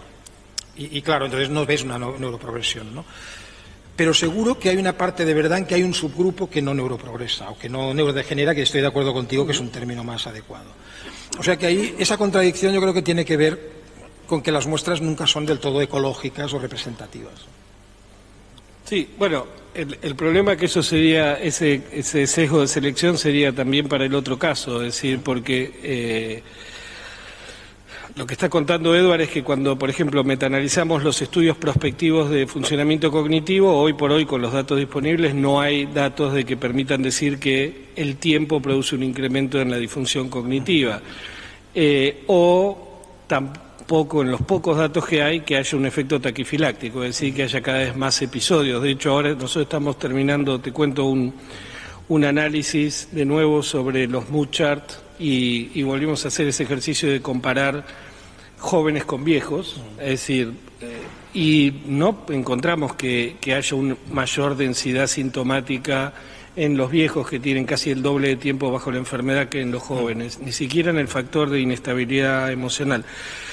Qué sé yo, a mí lo que me preocupa es la consecuencia clínica, porque me parece que de hecho hasta a mí me gustaría contar con un modelo como la neuroprogresión, es decir, hace poco me dijo Marcelo el apil de la heurística, me decía, ¿no? Que todos queremos tener un gráfico que funcione y contar, pero a mí me parece que cuando no queda muy claro que no es un elemento fundamental de la enfermedad degenerar o progresar, eso puede permitirle al clínico tener una mirada nihilista respecto de todas las otras cosas que tiene que hacer en términos de prevención, es decir, porque el déficit cognitivo está asociado a hipotiroidismo, uso de antipsicóticos, síndrome metabólico, síntomas depresivos subclínicos, reserva cognitiva, etcétera. Entonces, si el modelo no es enfático en señalar todas esas heterogeneidades y la obligatoriedad de ir hacia una preservación cognitiva, muchos clínicos, que yo sé que va a pasar, van a decir, no, bueno, si total se progresó, entonces está así porque se deterioró, yo ya no tengo nada que hacer, digamos. Claro, no, totalmente de acuerdo. O sea, de hecho, lo que nosotros apuntamos, yo estoy convencido de que el tiempo no es la variable. O sea, el tiempo de enfermedad no es la variable, pero sí los episodios, y por eso hay que ser lo contrario de nihilista, es decir, actuar sobre estas variables que tú has dicho, comorbilidades, síntomas subdepresivos, etcétera, y prevenir proactivamente las recaídas, porque para mí lo que sí me fío un poco de los datos de los estudios transversales es que hay una cierta correlación del número de episodios, sobre todo, como sabes, maníacos y psicóticos, con la disfunción cognitiva. Por tanto, conclusión para mí muy importante, prevención secundaria. Es decir, yo siempre he defendido medicar desde el primer episodio de forma indefinida. Y a veces la gente dice, hombre, pero hay pacientes que al cabo de un tiempo están bien, no necesitan medicación. Digo, sí, pero es que, por lo menos en mi experiencia, todos acaban recayendo en algún momento más adelante y la recaída es catastrófica. Muchas veces el segundo episodio es el que machaca más. incluso a veces más que el primero. El primero lo recuperan, el segundo ya es como dar sobre la herida, ¿no? Entonces, comparto 100% lo que has dicho y combato el nihilismo totalmente, porque lo que hay que hacer es al revés, ser proactivo para que no recaigan, porque la recaída sí que puede ser importante. Y luego están esos estudios, no quiero extenderme más porque hay más temas, ¿eh? Los estudios, estos premórbidos, son muy interesantes. Estos en población sana, hechos, como sabes, en Australia, en Nueva Zelanda, en Suecia, en Israel, con el ejército, que es representativo de la población, y que se ve que los que desarrollan un trastorno bipolar, cuando se habían evaluado, sobre todo de niños, tienen un rendimiento más alto. Entonces, claro, si luego los vemos deteriorados y de niños eran más listos, tiene que haber ocurrido algo en medio, ¿no? Sí, Marcelo. Del cual vos participaste, Sergio, que hicieron María Roca y Teresa Torralba, comparando la performance neurocognitiva de pacientes bipolares y esquizofrénicos. La diferencia del deterioro cognitivo en pacientes bipolares y esquizofrénicos se pierde justamente si corregís por el funcionamiento premórbido medido por el WAT. Y esto se confirma ahora en los datos que acaba de publicar María Roca sobre la inteligencia fluida en pacientes bipolares, donde también hay el tema es que como población, yo estoy de acuerdo con vos con la heterogeneidad, pero como población arrancan de más alto y estamos pasando por alto eso. Y otra cosa que yo observo y creo que es importante, en primer lugar, sí creo que hay una progresión cardiometabólica definitivamente en la población de pacientes bipolares, donde la progresión hacia síndrome metabólico, resistencia insulínica y riesgos cardiovasculares es homogénea y persistente y depende no solamente del efecto de los fármacos, sino que hay un efecto de la enfermedad. O sea, que tal vez habría que hablar no de neuroprogresión, sino de progresión sistémica o algo así. Y en nuestro equipo, que manejamos una clínica con el doctor Pecio, la doctora Rodríguez, y están Dolores Cardona y Lucía Cere acá, lo que vemos, estamos discutiendo todo el tiempo, este paciente que pensábamos que iba a evolucionar muy bien, lo vemos 5 años después y decimos, no está tan bien como pensábamos que iba a estar. Y esto es una cosa que se repite mucho, donde el supuesto buen pronóstico de ciertos factores protectores no siempre se confirma. O sea que coincido que la población es heterogénea, pero que también hay un componente progresivo en el funcionamiento global. Sí, pero yo estoy... A ver, pasa que es difícil tener una discusión, digamos, en donde haya un grado de desacuerdo general, porque estamos partiendo de la misma observación, y todos vemos pacientes, entonces, pero también es cierto, así como un paciente que uno pronostica, más que pronostica, hace esperanza de que va a andar bien y termina andando mal, otros que uno pensaba que iban a andar mal y terminan andando bien, es decir, este es otro de los dislates, digamos, o de la situación de incertidumbre en la que estamos sometidos ahora con las herramientas clínicas que tenemos, que efectivamente no terminan de funcionar, esto es el otro tema. Pero con respecto a la progresión cardiometabólica, ahí aparece el otro tema, que eso es un mecanismo propio de la enfermedad, es un mecanismo consecuente de los tratamientos que tenemos disponibles. Por ejemplo, para mí, uno de los papers más ilustrativos es uno chiquito que hizo Gary Gildengers en Pittsburgh, que es un seguimiento a 3 años con funcionamiento cognitivo y voximetría de materia de sustancia gris, hecho en bipolares ancianos. Si uno lee el paper dice efectos de la neuroprogresión, reducción del volumen cerebral, consecuencia de la cronicidad de la enfermedad, y perfecto. Uno lee el abstract y el abstract ya dice, bueno, es la enfermedad y la exposición a antipsicóticos lo que se correlaciona con la pérdida del volumen cerebral. Ahora, cuando uno ve los números, que es lo más interesante, el tamaño de efecto de la exposición a antipsicóticos y del síndrome metabólico duplica el de la cronicidad de la enfermedad. Es decir, es 2 veces más potente, dicho mal y sintético, en términos de neurodegeneración, tomar antipsicóticos que tener el trastorno bipolar. Entonces, esa cuenta, en términos de riesgo relativo y de eficacia relativa, es decir, cuando yo tengo que empezar a sopesar, yo entiendo la prevención tiene que estar en la proa de toda la toma de decisiones, pero tenemos que empezar a tener un sopesamiento de riesgos y beneficios del tratamiento mucho más complejo del que estamos teniendo, porque los tratamientos parecen también estar metiendo la cola, digamos, en generar alguno de estos fenómenos. Yo no estoy diciendo de no tratar, estoy diciendo sopesar con cuidado, incluyendo estas variables que están empezando a aparecer. Pero no son todos los tratamientos, algunos tratamientos tienen un efecto neutro. Litio, neutro, sí, la mayoría de los anticonvulsivos. Sí. Estoy hablando concretamente de antipsicóticos porque si yo pongo la idea de prevenir, porque si cada episodio me puede destruir el cerebro, yo puedo decir, entonces cargo el tratamiento, porque el episodio es mucho más grave que el tratamiento. Ahora, si empiezo a ver que el tratamiento podría generar un daño similar o incluso mayor que el propio episodio, si es que esto sucede, no estoy diciendo que sea así, el sopesamiento de datos sería diferente. Sin embargo, perdón, profesor Rita, yo no sé si estoy equivocado, pero entiendo que hay datos provenientes de análisis de GWAS que indican que el riesgo metabólico es un factor independiente de todo. Sí, además el problema que hay de extraer datos de estudios observacionales, que estoy totalmente de acuerdo en que influyen, ciertos tratamientos influyen, y totalmente de acuerdo en que siempre hay un beneficio-riesgo que valorar. Pero los estudios observacionales tienen, aparte de que hay un riesgo directamente sin pasar por el tratamiento, los estudios observacionales tienen un problema, que es que los pacientes que están con fármacos o con más fármacos o con dosis más altas o con fármacos que se usan a veces en segunda línea porque producen esto, son los pacientes más graves, con lo cual hay un factor de confusión por indicación, es decir, que es más fácil que un paciente que toma antipsicóticos a dosis altas esté más deteriorado porque por eso le han dado el antipsicótico, porque tiene una gravedad de la enfermedad mayor. O sea que ahí es difícil controlar todos estos factores. Este es el problema de la psiquiatría y la riqueza de la psiquiatría. Yo creo que los que hacemos psiquiatría es porque nos gustan las cosas complejas. Y bueno, entonces en todo en la vida a veces nos complicamos la vida, ¿no? Pero realmente nunca puedes aislar, como tú has dicho muy bien, una variable únicamente. Bueno, Edward, muchas gracias por estar acá. Yo quiero aprovechar para... Sí, quiero aprovechar para pasar dos chivitos.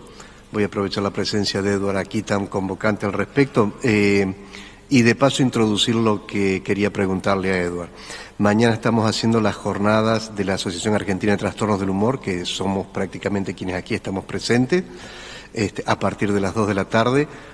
Como dijo al principio el doctor Martí, provengo de otro país, no tengo muy en clara la dirección, no sé si ustedes tienen en claro dónde es. Pero entiendo que es en el hotel, en el Intersur, Intersur Recoleta, en Callao 1764, hasta donde creo. Bueno, allí vamos a estar dando nuestras jornadas de ASATU y a partir de octubre está saliendo también por Intramed y gracias a la gente de Roemers el curso de actualización en trastornos bipolares con 4 módulos que están a cargo de los que aquí estamos arriba en este momento, salvo el profesor Vieta. Y casualmente yo venía pensando cómo de alguna manera se vienen distribuyendo, tal vez después de un tiempo de trabajar juntos, los distintos intereses personales. Entonces es muy claro que a Sergio le interesa mucho la parte de funcionamiento. Gustavo es un especialista en metaanálisis y en el tema de temperamento, y el doctor Marcelo está de hace bastante tiempo metido en el tema de comorbilidad y todo lo que tiene que ver con cardiovascular y trastornos bipolares, y como se llama su charla de mañana, el trastorno bipolar no viene solo. En mi caso particular, siempre estoy más preocupado por cómo comienza esto que por la evolución y el funcionamiento, que es lo que planteaba Sergio. Y para mí, el talón de Aquiles en esto, incluso para todos los estudios clínicos, está en el diagnóstico, porque como vos bien señalaste, Edward, estamos muy en pañales con todo lo que tiene que ver con marcadores biológicos. En tal sentido, y hoy lo mencionaste muy explícitamente, quiero volver a ese tema de los diagnósticos, de la dificultad en el diagnóstico y fundamentalmente la dificultad en el diagnóstico diferencial con el llamado trastorno border de personalidad, y remitirme a una carta que escribiste, la editorial del Acta Psiquiátrica Escandinava en 2016, que yo cada vez que puedo la muestro, donde invitabas a comenzar con el DSM 5.1 y que allí se comenzara con la revisión del capítulo de los trastornos de personalidad, que son verdaderamente, creo que lo calificas como un desastre, que yo comparto absolutamente ese concepto.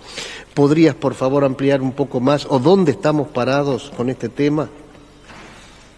Pues muchas gracias por la pregunta, porque yo creo que es un tema muy importante que va más allá del trastorno bipolar, ¿no?, sino que afecta a la nosología psiquiátrica.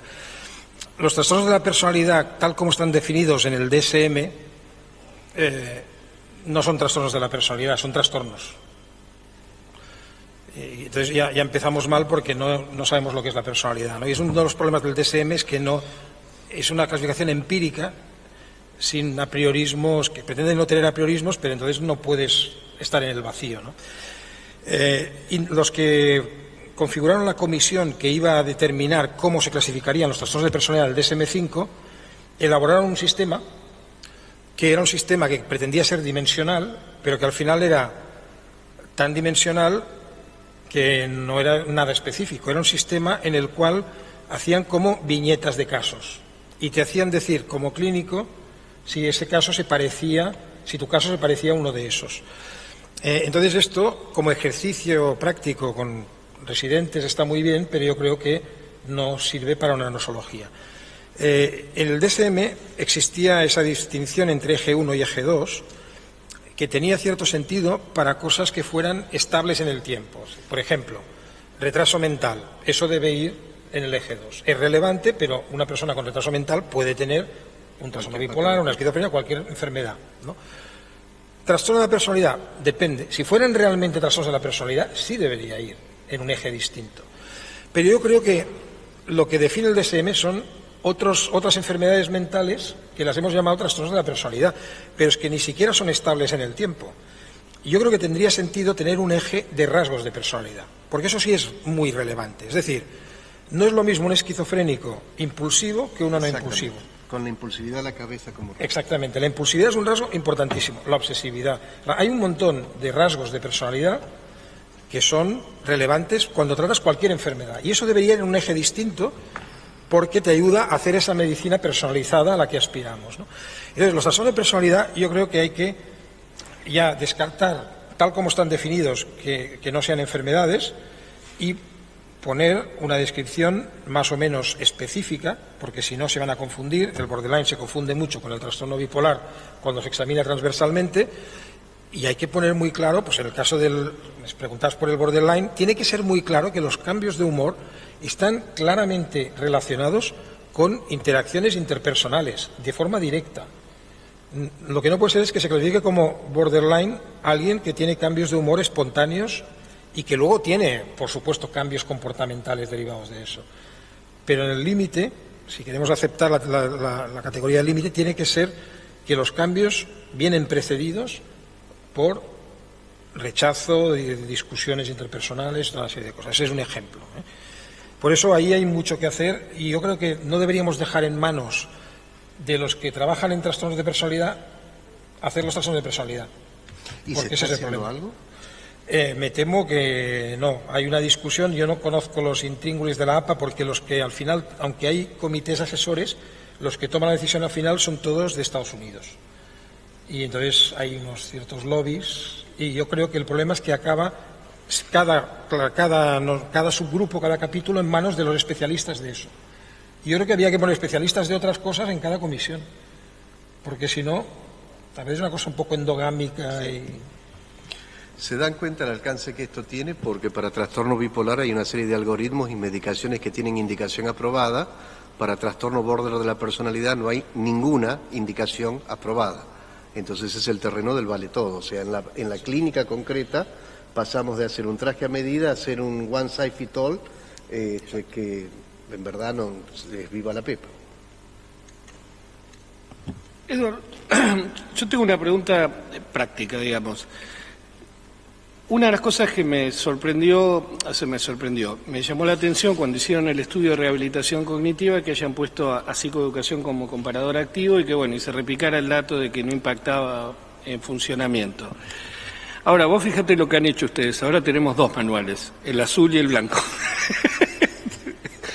Entonces, y a veces es difícil constituir los grupos para uno de los dos talleres. Entonces mi pregunta es, concretamente, ¿analizaron el efecto en prevención de recaídas del taller de rehabilitación cognitiva? Digo, capaz puede ser por un hallazgo lateral inesperado.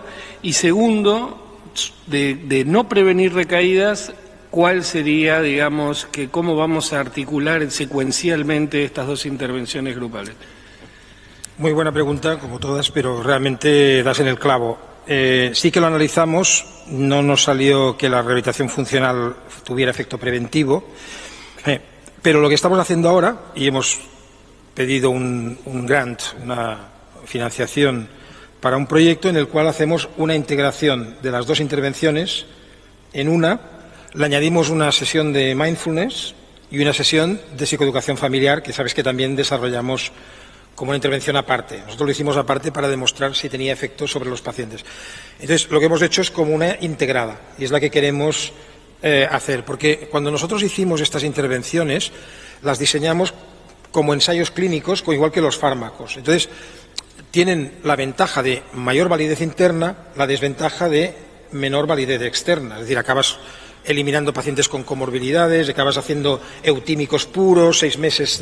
Entonces, la gente no hace eso en la práctica clínica. La gente adapta la intervención a lo que tiene, a lo que puede, ¿no? Si puede, no, eso no puede hacer grupo, lo hace individual. Entonces, lo que ahora queremos hacer ya es una psicoterapia que integre todos los elementos y demostrar que funciona a nivel global. Entonces, vamos a medir variables más globales como bienestar, calidad de vida, etcétera. Y la última pregunta. Bueno, eso mencionaste Deep Data, cosa que no sé específicamente qué es, y la segunda pregunta es concretamente de cómo ves el uso de device tipo simple, pero no de autorreporte, sino cuando se integren las variables de actimetría y todas las que vos conocés, para empezar a diseñar ensayos con diseño en espejo, utilizando ya... Sí, un poco esto del Big Data versus Thick Data o Deep Data, también has dicho, también es válido. Es decir, es como el Big Data, pero de n igual a 1. El Big Data es n igual a 40.000, ¿no? Pero el Thick Data es con n igual a 1 múltiples variables, es decir, lo que dices de actimetría, recoger todo, que el móvil recoja todo.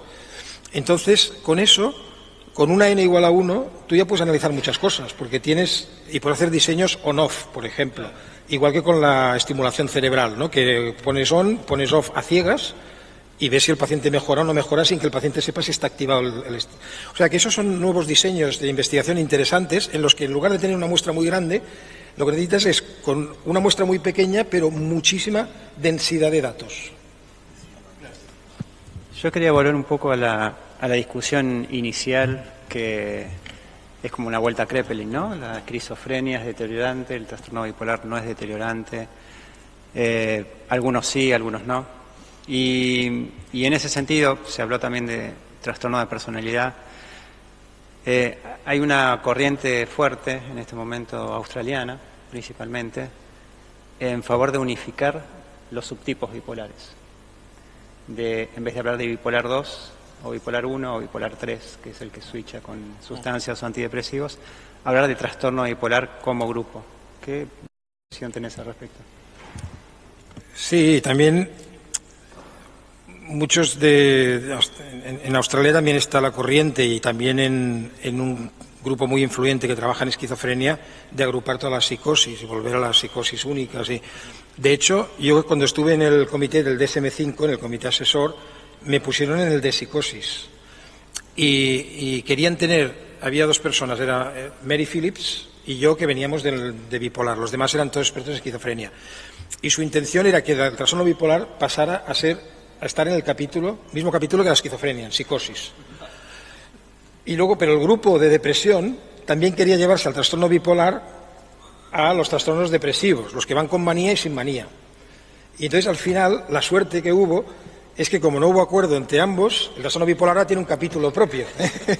O sea que a veces los empates son buenos, no siempre hay que ganar por goleada. Entonces, yo creo que esa corriente de la psicosis son estos que trabajan en intervención precoz en psicosis, dicen es que empiezan con psicosis y luego algunos se hacen bipolares, pero es que eso es una parte muy pequeña de los bipolares, a lo mejor es un 20% que empiezan con psicosis, pero hay muchos bipolares que nunca hacen psicosis o que empiezan con depresión o trastorno de lo que sea. Entonces, yo creo que esa corriente unificadora, para mí, puede tener una cierta base de que las diferencias siempre son dimensionales. A ver, al final, yo creo que los cuatro que estamos aquí, los cinco, perdón, si nos miras muy a nivel dimensional, somos iguales. Somos hidrógeno, oxígeno, carbono. Bueno, al final nos harían un análisis y somos iguales, pero luego, a la que nos conocen, es evidente que no somos iguales, ¿no? Y por suerte la riqueza está en la diversidad. Entonces, yo creo que esa idea de que para la etiopatogenia hay que los lumpers, ¿no?, que se llaman, y los splitters, ¿no? Yo, para hacer psiquiatría, para hacer medicina, soy más bien splitter. Yo voy a la estratificación, porque me ayuda, porque ningún paciente es igual a otro. Pero entonces tendría que dedicarme al psicoanálisis si me creo que todos... Claro, si no hay diagnósticos, si cada uno es distinto... Pero vos que estuviste ahí, y lo mencionaste en la conferencia, y, por ejemplo, yo le pregunté a Tricia Subs, estuvimos de hecho discutiendo medio en mal tono, ¿cómo puede ser que no esté los antecedentes genéticos dentro del sistema diagnóstico del DSM-5 una enfermedad como el trastorno bipolar? ¿Cómo puede ser? Porque era un cambio de paradigma que no quisieron introducir. O sea, inicialmente, cuando hicimos las comisiones, que te estoy hablando del año 2007, y el DSM-5 sale en el 13. O sea, 5 años antes se hacen las comisiones, aún había la idea de poner biomarcadores y historia familiar y respuesta a tratamientos como soporte de lo clínico. Pero se llegó a la conclusión de que era demasiado inespecífico y tal. Yo creo que había que hacer excepciones. O sea, ahí lo que pasó es eso, que dijeron, o se hace para todos o para ninguno.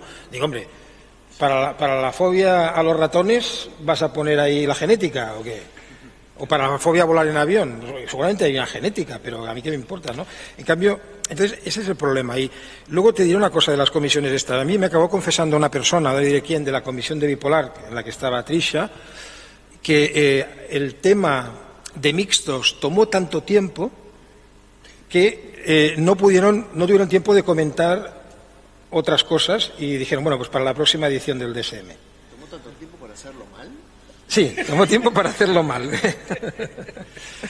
Bueno, creo que en virtud del tiempo que ya estuvimos debatiendo, vamos a abrir ahora preguntas para el público. Tenemos 2 micrófonos acá.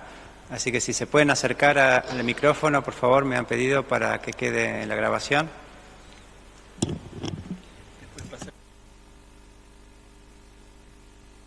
Bueno, muchas gracias por la conferencia, excelente. Yo tengo 2 preguntas. ¿Cómo se puede explicar la eficacia de la lamotrigina en la depresión bipolar aguda cuando hay que titularla tan lentamente? Y la segunda pregunta es, a partir de un paciente que hizo aparentemente una presentación catatónica de un trastorno bipolar, ¿qué es más frecuente, con manía, con depresión? ¿Y cuál es la frecuencia de la presentación catatónica del trastorno bipolar? El paciente respondió bien a la terapia electroconvulsiva. Muchas gracias. Bueno, sí, el problema de la lamotrigina es la titulación, que hay que hacerla lentamente, y entonces ese fue un escollo en los ensayos clínicos. Algunos ensayos fueron negativos, como ya conocen. Y yo creo que es por la titulación, es muy difícil demostrar diferencias con placebo, también porque la lamotrigina es muy fácil de enmascarar. Es decir, si uno hace un doble ciego con placebo, con quetiapina, aunque esté ciego, es más fácil adivinar, y aunque uno no quiera conscientemente ayudar al promotor, inconscientemente puede ocurrir que el propio paciente, al notar algún efecto secundario, lo tome como algo positivo, que está mejorando. En cambio, la lamotrigina es más fácil de enmascarar. Y yo creo que es difícil demostrar su eficacia, pero se produce, pero lentamente. Y ocurre lo mismo con el litio. El litio también tiene una cierta eficacia antidepresiva, pero lenta. Pero es posible, igual que el litio, que la velocidad se acelere cuando se combina. Y ahí está el estudio con quetiapina, que a lo mejor, con una dosis baja de lamotrigina, que cuando empiezas es baja, ya haya un efecto más rápido. Es una especulación, no estoy seguro. Y de la catatonía, bueno, la catatonía, a día de hoy sabemos que el 80% de las catatonías son afectivas, no son esquizofrénicas. Por tanto, siempre hay que pensar en un trastorno bipolar o una depresión unipolar. Y muchas catatonías, si tratas al paciente y mejora, sobre todo con terapia electroconvulsiva o con algún tratamiento eficaz, muchas veces son estados mixtos. Y es muy interesante porque los pacientes te explican, una vez se han puesto bien, que el pensamiento les iba a tal velocidad que no podían moverse, porque era imposible seguir el curso del pensamiento de tan rápido que iba, y el paciente estaba inmóvil, ¿no? O sea que muchas veces son estados mixtos y por eso yo creo que la TEC, la terapia electroconvulsiva, es bastante eficaz, pero si no, el énfasis yo lo pondría en los antipsicóticos para mejorar el estado mixto, que mejora más con antipsicótico que con antidepresivo. ¿Alguna otra pregunta del auditorio? Sí, adelante. Hola, perdón. Gracias por la presentación, profesor Vieta. Mi nombre es Andrés Flichman, soy médico psiquiatra. Dos breves preguntas. Una, si podría extenderse un poco más acerca de la potenciación de la reserva cognitiva en la prevención del deterioro, que lo mencionó durante su... Sí, si podría extenderse un poco más acerca de herramientas en la potenciación de la reserva cognitiva. Y por otro lado, lo que yo veo en la clínica es que es mucho más frecuente la comorbilidad si el diagnóstico principal es trastorno bipolar con trastornos de ansiedad, que si el diagnóstico principal es trastorno de ansiedad respecto a trastorno bipolar, y si nos podría decir algo al respecto. Muchas gracias por estas excelentes preguntas. La primera te la contesto muy rápidamente porque lo que hemos hecho nosotros, que es una tradición en nuestro equipo, es que cuando vemos que un concepto es relevante para el trastorno bipolar, lo adaptamos. Y hemos hecho una escala que se llama CRASH para evaluación de reserva cognitiva y que no tengo inconveniente en compartir con quien esté interesado. CRASH es Cognitive Reserve Assessment Scale in Health. Y es una medida de reserva cognitiva para bipolares, y lo que vamos a hacer luego es seguir a estos pacientes y ver si la puntuación en reserva cognitiva protege contra deterioro cognitivo en un estudio longitudinal. O sea que habrá medidas. Hasta ahora hay algunas medidas de reserva cognitiva, pero son muy insatisfactorias. Igual que pasaba con el funcionamiento, desarrollamos la FAST porque nos pareció un instrumento mejor. Y luego respecto a lo que es primario y secundario, mi posición personal es que no hay enfermedades obligatoriamente primarias y secundarias. Yo creo que lo que es primario y secundario depende de cuánto afecte al funcionamiento y a la vida del paciente.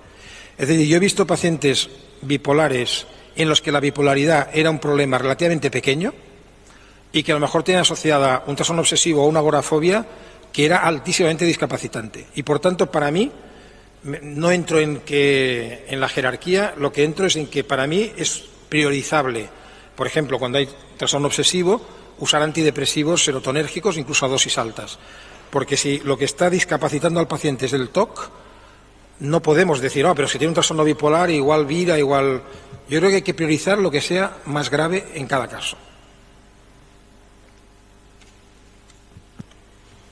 Sí, adelante. También, bueno, muy buena la conferencia. También dos preguntas. El tratamiento en depresión bipolar en embarazadas y manía en embarazadas, los fármacos de elección en el primer y segundo trimestre de embarazo. Esta es la típica pregunta que se hace cuando ya queda un minuto para irse, ¿eh? Sí, exacto. Bueno, no, resumiendo intentando ser muy conciso, nuestra política ha cambiado en los últimos años. Hemos aprendido, por experiencia, desgraciadamente, que cuando retirábamos la medicación en las pacientes embarazadas, el índice de recaídas era altísimo. Y ahora hay varios estudios que refuerzan esa observación. Hemos aprendido también que el litio tiene un alto nivel de seguridad, que el riesgo es bajo, pero al final la última palabra la tiene obviamente la mujer, la madre. Por tanto, siempre dejamos que sea ella la que decida. Pero la asesoramos, y el único fármaco por el cual hemos aprendido que es peor de lo que pensábamos es el valproato. Desgraciadamente es un fármaco que todavía utilizamos, pero ya hemos dejado de utilizarlo en mujeres, salvo que estén ya en etapa menopáusica. Porque además nunca sabes cuándo una persona se va a quedar embarazada, y menos una persona que tenga un trastorno bipolar. Por tanto, el valproato lo hemos realmente excluido de nuestra lista porque ahora hay datos.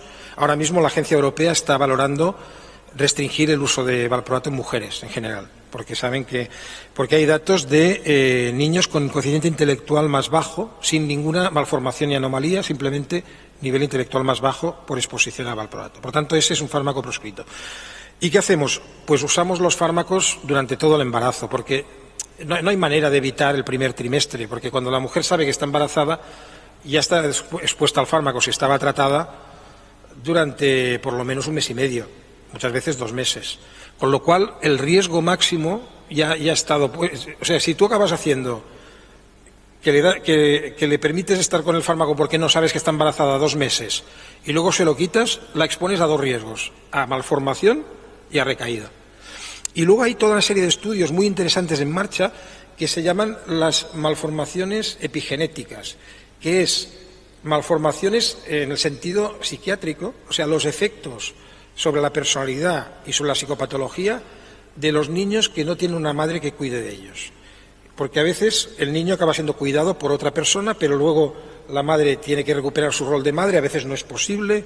Hay toda una serie de problemas derivados del hecho de que una madre esté ausente en la época crucial de un hijo. Y por tanto ahí somos mucho más partidarios de arriesgar en el terreno químico y arriesgar menos en el terreno del apego y de todas las variables neurobiológicas asociadas a la falta de apego, a la falta de contacto con el bebé, y ahí nuestros consejos van en esa línea. Entonces, los antipsicóticos en general son seguros, el litio seguro, hay que ser más cuidadoso con los anticonvulsivos porque todos son fármacos que actúan sobre la neuroplasticidad y el núcleo y la expresión genética y por tanto todos son de riesgo, pero el principal es el valproato. Los antidepresivos en general son seguros, hay algunos datos con paroxetina, pero discutibles, y yo creo que en general te puedes quedar con la idea de que, salvo valproato, lo demás todo es negociable con la madre. También me gustaría agregar, hace muy poquito salió un estudio de estos que hacen en los países escandinávicos, de Suecia, de seguimiento, en población más de 10 años, de mujeres embarazadas con trastorno bipolar, medicadas y no medicadas. Y las alteraciones, las malformaciones en el recién nacido eran equiparables entre las que estaban recibiendo tratamiento y las que no estaban recibiendo tratamiento. Entonces, comparadas con la población general sin enfermedad psiquiátrica. Entonces, evidentemente, el trastorno bipolar de por sí, vaya a saber si es por la enfermedad, por el estilo de vida o lo que fuera, también expone al bebé a malformaciones. Entonces, también me parece que es importante tener presente, por lo menos en nuestra práctica, de que no tratar a la paciente no le va a dar un beneficio ni a la madre ni al bebé tampoco. Sí.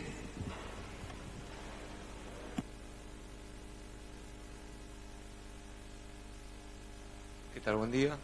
Le quería hacer una pregunta relacionada con la respuesta inflamatoria, porque en los últimos años han aparecido un montón de papers en donde se publican distintos marcadores inflamatorios en trastornos afectivos en general, digamos, y quería saber si había algo en particular en el trastorno bipolar que identifique o que tenga una respuesta inflamatoria particular con algunas citoquinas o algún perfil celular. Y si fuera así, si existen o se están probando algunos tipos de tratamientos específicos en relación con eso. Sí, mi visión de esto es que yo creo que no hay nada específico de trastorno bipolar, sino que son alteraciones inflamatorias propias del sufrimiento crónico. Es decir, que yo creo que es el estrés crónico. El estrés crónico se manifiesta luego en función de la genética y el biotipo cerebral de cada uno y la biografía personal de una manera distinta, pero yo creo que es el estrés crónico lo que provoca la inflamación. Hay algunos trabajos, ahora mismo presentaron en París Benedetti, y lo publica ahora en Journal Clinical Psychiatry, creo que la semana que viene, un estudio en el que con la interleuquina 10 y con el TNF encuentra que los que la tienen más alterada responden mejor al litio. Yo, con muestras pequeñas como las que tiene, creo que hay que esperar a que se replique y no lo veo nada claro. Ha habido algún intento de utilizar antiinflamatorios para el trastorno bipolar, celecoxib y algún otro, y yo creo que incluso aspirina, y yo creo que eso puede tener un cierto efecto, pero sigo pensando, a lo mejor me equivoco, de que es algo inespecífico. Creo que es algo que ocurre en todas las enfermedades mentales y que está asociado a esos cambios biológicos de la cronicidad, como los cambios en la neuroimagen. todo lo que detectamos como biomarcadores son biomarcadores para mí hasta ahora inespecíficos. Y lo único que tiene posibilidades de ser específico es la genética, porque eso sí que es previo a la eclosión de la enfermedad, y quizá hay alguna otra cosa relacionada pues precisamente con el temperamento o con variables psicopatológicas que son difíciles de... Yo soy muy partidario de lo que llamo también en un editorial la psicopatología molecular, es decir, que vayamos a una psicopatología dimensional y que la apliquemos a todo. Igual que aplicamos el BDNF, lo miramos en todas las enfermedades, miremos todo en todas las enfermedades. ¿Por qué solo miramos los criterios de una patología? Lo que decíamos antes, ¿por qué en la comisión de trastorno de personalidad no hay alguien que sepa de esquizofrenia o de bipolar o de depresión? ¿No? Un poco eso, ¿no?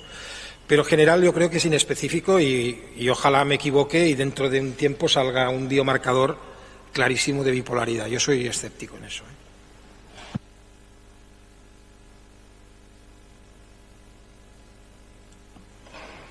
¿Alguna otra pregunta más del auditorio?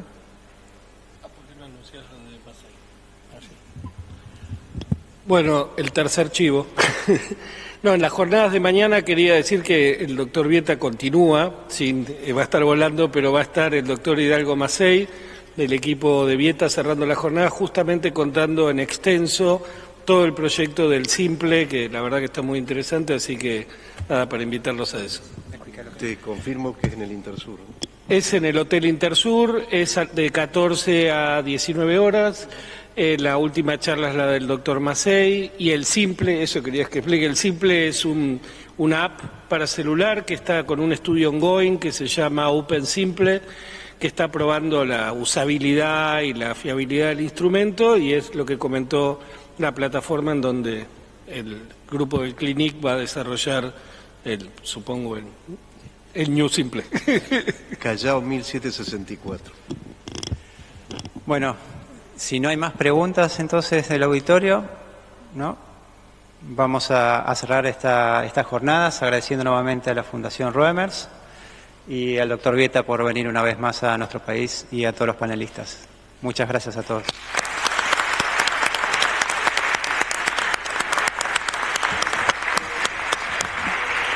Sí, como anunciamos al principio, ahora tenemos un café para despedirlos. No chivitos.